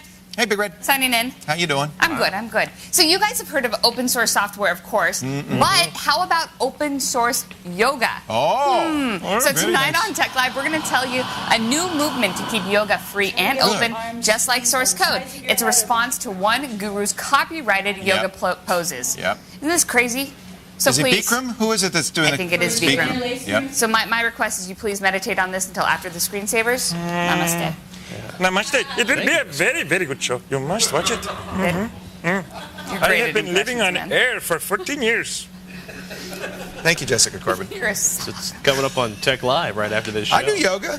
You want to see? No, maybe not. I could get stuck. It's time for the Petite Tipper to give us a tweak. It is time for me. Now, if you're not sure what the XP boot screen is, this is what I'm talking about. Yeah, it's fun, it's cool, but it's not really, right? It says Microsoft on it, it's kind of boring. Today I'm going to show you how to use a resource hacker to make your boot screen look however you want. Now, before I get into it, I just want to let you know it's a complicated hack here. You're actually hacking your Windows kernel. So, if you don't want to do that, you don't feel comfortable, don't worry. In my article, I have two free downloads that'll let you do the same thing, but it does the work for you. Now, I personally find it more fun to learn how things are done, so I'm going to show you how to do it manually yourself. The first thing you have to do is go into your System32 folder and locate a file, a very important file, called ntoskernel.exe. Now this is, like I said, I can't stress enough how important this is. This is how your computer starts. You mess this up, you're not going to be happy. What I want you to do before you do anything is make a backup copy. I've made one right here. So if all else fails, you've got that copy. Now you're going to open up your ntoskernel.exe file in something called Resource Hacker. I have the download in my article. Once you open it up, you're going to have bitmap, message table, version info. We're only concerned with the bitmap portion of it, the graphical portion of it. So, okay, I'm going to expand this, and I just happen to know ahead of time, because I've done this a few times, that number 1, 8, and 10 are the ones that refer to our boot screen. In XP Home, it's 1, 7, and 9, I think. Again, instructions in my article, right? You're getting the quick version of this. Now, when I click on the components here, they all look black. That's because Windows is really lame and put the palette for these bitmaps somewhere outside of the kernel. I think it's to make it harder for all of us to hack it. That's okay, because I know where the palette is, and I'm going to give that to you too. So what you want to do is you just want to save all of these bitmaps. You want to save them somewhere where you can remember them, and once you save them using Resource Hacker, you can access them later. You can't access them right now because they're all sort of jumbled together, right? So you're kind of extracting them, if you will. All right, so I've saved them all to my desktop in my folder called Boot Bitmaps. I've got 1, 8, and 10, okay? Now what I'm going to do is open PaintShop Pro. I've just used PaintShop Pro because it has a free 30-day trial version. It's a pretty cool program if you want to use something besides Photoshop. And I have a palette download in my article. What you want to do is you want to apply the palette to all these 3 images, okay? What you have to do is make sure that the image is active. I've opened them all. They look black, as they did in Resource Hacker. And I'm just going to make sure that maintain indexes is checked, and I'm just going to load. Oh, yeah, look at that. fun, huh? I'm just going to load the images. So it's kind of like Hello, Windows you start XP. feeling really smart, like, hey, you tried to trick me, and I am not going to be tricked. So at this point, you can edit the bitmaps to look however you want them to look. Anything you want to do. Paint Pro is not quite like Photoshop, but you can do pretty much all the same stuff. You can make your images look however you want. What you want to do now is save these images, again, somewhere where it's very easy to find them later. You're going to reopen NTOS kernel.exe in Resource Hacker, and what you want to do at this point under the action menu is replace these bitmaps. You want to replace the original bitmaps with your new bitmaps. Okay. At this point, what you want to do is you want to check your new boot screen. You don't want to replace that kernel unless you're sure that you like your new boot screen and you're not going to mess anything up, right? At this point, you're going to make a change to your boot.ini file. And yeah, so you're actually adding a string. It's almost as if you're saying you want a dual operating system, but what you're just doing is saying, okay, I want you to give me a prompt before it boots saying you want your old kernel or your new kernel, right? So the only thing to remember here is that you can't do this forever. The reason is because when Windows does critical updates or any kind of update at all, they want to update the original kernel. It doesn't know anything about your new kernel, right? So at some point, you're going to have to boot into safe mode and actually overwrite that existing file. For now, this is a good way to check it out. I made one earlier before the show, and I'll just show you what it looks like here. Let's see your boots. Isn't that good? Yeah. Okay. See, I like that way better than what Microsoft is doing. You're such an artist. I'm such an artist. I know it's very Warhol. We encourage everyone. I really. It looks like you tagged it with a spray can. I kind of felt a little bit like Matisse. Actually, more Jean-Michel Basquiat, It's very mod. Anyway, like I said, full instructions, the long version in my Windows Speak article at thescreensavers.com. This is a fun exercise. I know it seems like a long way, but I learned a lot about my Windows kernel, man. Yeah, it's great. And if you want the same payoff with a lot less work, free downloads, also my article. Will you post your startup screen? Can we download that? You want that? Yeah. Sarah was here. Maybe. I'll think about it. Thanks, Sarah. Coming up after the break, Rick's a non-gamer who wants a video card. Actually, he wants dual monitors. How can he do it? Well, tell him after these messages. Stay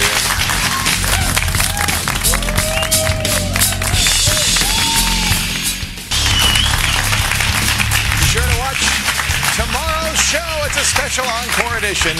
The author of this was actually a great interview. Apple Confidential 2.0, Owen Linsmeyer, talks about the history of Apple and how it changed everything forever. It's really a cult, not a company. And we'll show you how to upgrade your notebook's hard drive the easy way. Plus, Sarah shows you how to add your very own picture to your XP user account. It does not involve kernel hacking. Fear not. That's all on tomorrow's show. We can only do one of those every once in a while. Yeah. I love that, though. That's fun. It's good stuff. Let's take another call. Rick joins us on the phone from South Miami, Florida. Hey, Rick. Hi, how are you, Patrick and Leo? We're great. Good. Welcome to the show. What can we do for you? I've been enjoying your show for years, back when it was you and Kate, Leo. Wow. Long time. I vaguely remember that. Whenever people ask you about video cards, they're asking for the newest high-end cards for gamers. Right. I'm not a gamer. Okay. And I want to know what I should be looking for, because I have a feeling I don't need to be spending all the money that the gamers are spending for the high-end cards. You are correct, sir. I do use dual monitors, and I spend a lot of time on the internet and a lot of time with Office applications. You know, but actually, the internet is somewhat graphically challenging. Those pictures and scrolling up and down is. But on a scale like it's not like a video game. People stopped running 2D graphics benchmarks on graphics accelerators because they can throw everything up on the screen much faster than you will ever be able to process it, right? Because it's just so fast. The 3D performance, right, is what you're running into, Rick. Because people are like, oh, it's the video game, it's the 16 by 100 by 1200. The nice thing is you don't really care about a little bit of 3D performance is nice in case you run into an application that has some 3D rendering. But almost anything, on one hand, almost anything will do what you want to do except for the dual monitor output. He could put 2 cards in. Yeah, but you know what? It's so much easier to have a dual head card of some sort where both of them plug out of that. Than One it is card, 2 connectors. Yeah, which actually NVIDIA makes cards to do those. ATI makes cards to do that. Matrox is a great company. They've fallen behind in the 3D race, but they still make really great drivers, really solid cards. They pride themselves on the quality of the video and the color. Appian is another dual head card. No, I don't have any Appian's a lot experience more with Appian. expensive. That's kind of high end. Appian is a company that primarily, and I know I'm going to get an email because somebody from Appian's probably watching, but they primarily sell to, if you're Designers. a Wall Street company that has 400 guys in a big room and all of them have to have 5 computer monitors in front of them. That's a classic Appian application where they'd have multiple outputs on those. If I had to pick one, I'd say Matrox, although you probably get great prices on the NVIDIA because they're just cranking them out. If you shop around, basically the 9200, the 9000, the 8500, the 9600, because you're not really worried about 3D gaming performance, you can focus, look for something with the right DVI output or VGA output. You'll be golden. You think $100, $150? Probably. Somewhere around there? If you want to start spending big money on the latest Matrox, you might be able to get all the way up there around $200. Woo! Yeah. Hey, thanks for the call, Rick. Good question. Stay where you are, folks. Coming up next, we'll check our inbox. And final word, Screensavers continue. Stay right. Come see the show in person. If you're going to be in the San Francisco Bay Area and you'd like to join the Screensavers live on the set, go to www.techtv.com/ticketline for information and to request tickets. Go there so we can see you here.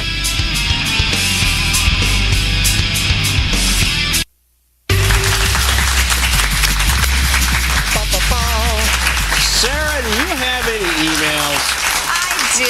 The first email is from Rick. He says, I'm just curious. I read that Comcast is going to buy Tech TV. Is that true? Yes. It is true.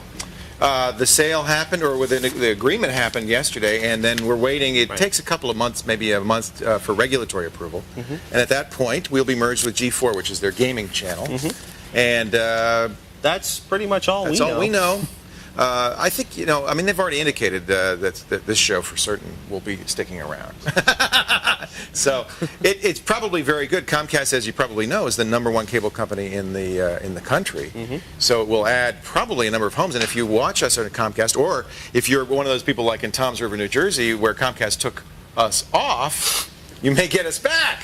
So we think it's pretty good. I think it's going to add more viewers, and it's certainly going to add an owner that really likes what we do and likes enough to pay a lot of money for what we do. So we think it's good news. We're still going to be here every day. Not doing me, what we but do. you guys will. Keep tuning in. Life doesn't change here. I just snuck that one in. What'd you say? I said, you might be here, but... Anyway, moving on. Bob says, I just got low-speed DSL from my phone company. I'm wondering if my connection's fast enough to play first-person shooters. What's the slowest connection I can use? DSL, cable modem. Yeah, but he said slow speed. Yeah. If he's getting 128K, that's probably fast enough. It's actually the bandwidth is less important for most first-person shooters than the actual latency. The latency should be fairly low. You should have a good old Some games are bandwidth challenged, like Battlefield. I think you need a lot of bandwidth. Battlefield, you need a big pipe for Battlefield. Which means probably 128K. You need broadband. They recommend broadband. And I think that's probably true for Battlefield Vietnam because it's the same. Yeah. It's a big game, and when you get so many people in there, and it could bog. It's famous for that, actually. Hey, you got to tune in next week, Robot Week. We're going to have a lot of fun. All robots all the time. Now, there is one other change that's going to happen. This is my last night as a host of the Screensavers. I thought I'd let you guys kind of, I've been interrupting you an awful lot. I think it's time you got to speak up. I'm going to come by every day, of course, and do segments for the show. And I will continue on Call for Help every Monday through Friday. And what's good is they're going to move Call for Help right next to this show. It's going to be on at 6 p.m. Eastern, right before the Screensavers, 7 p.m. Eastern. So I'm not going to say goodbye because I'm not really going anywhere. I'm going to be right next door, and I'll be on this show every single night. Thank you. It's been a wonderful 6 years doing the Screensavers. I have loved every minute of it. I'm not leaving, guys. No, give me a hug. I don't want to leave now. See you later. Bye-bye. Man, that's a real shame when folks be throwing away a perfectly good white boy like that.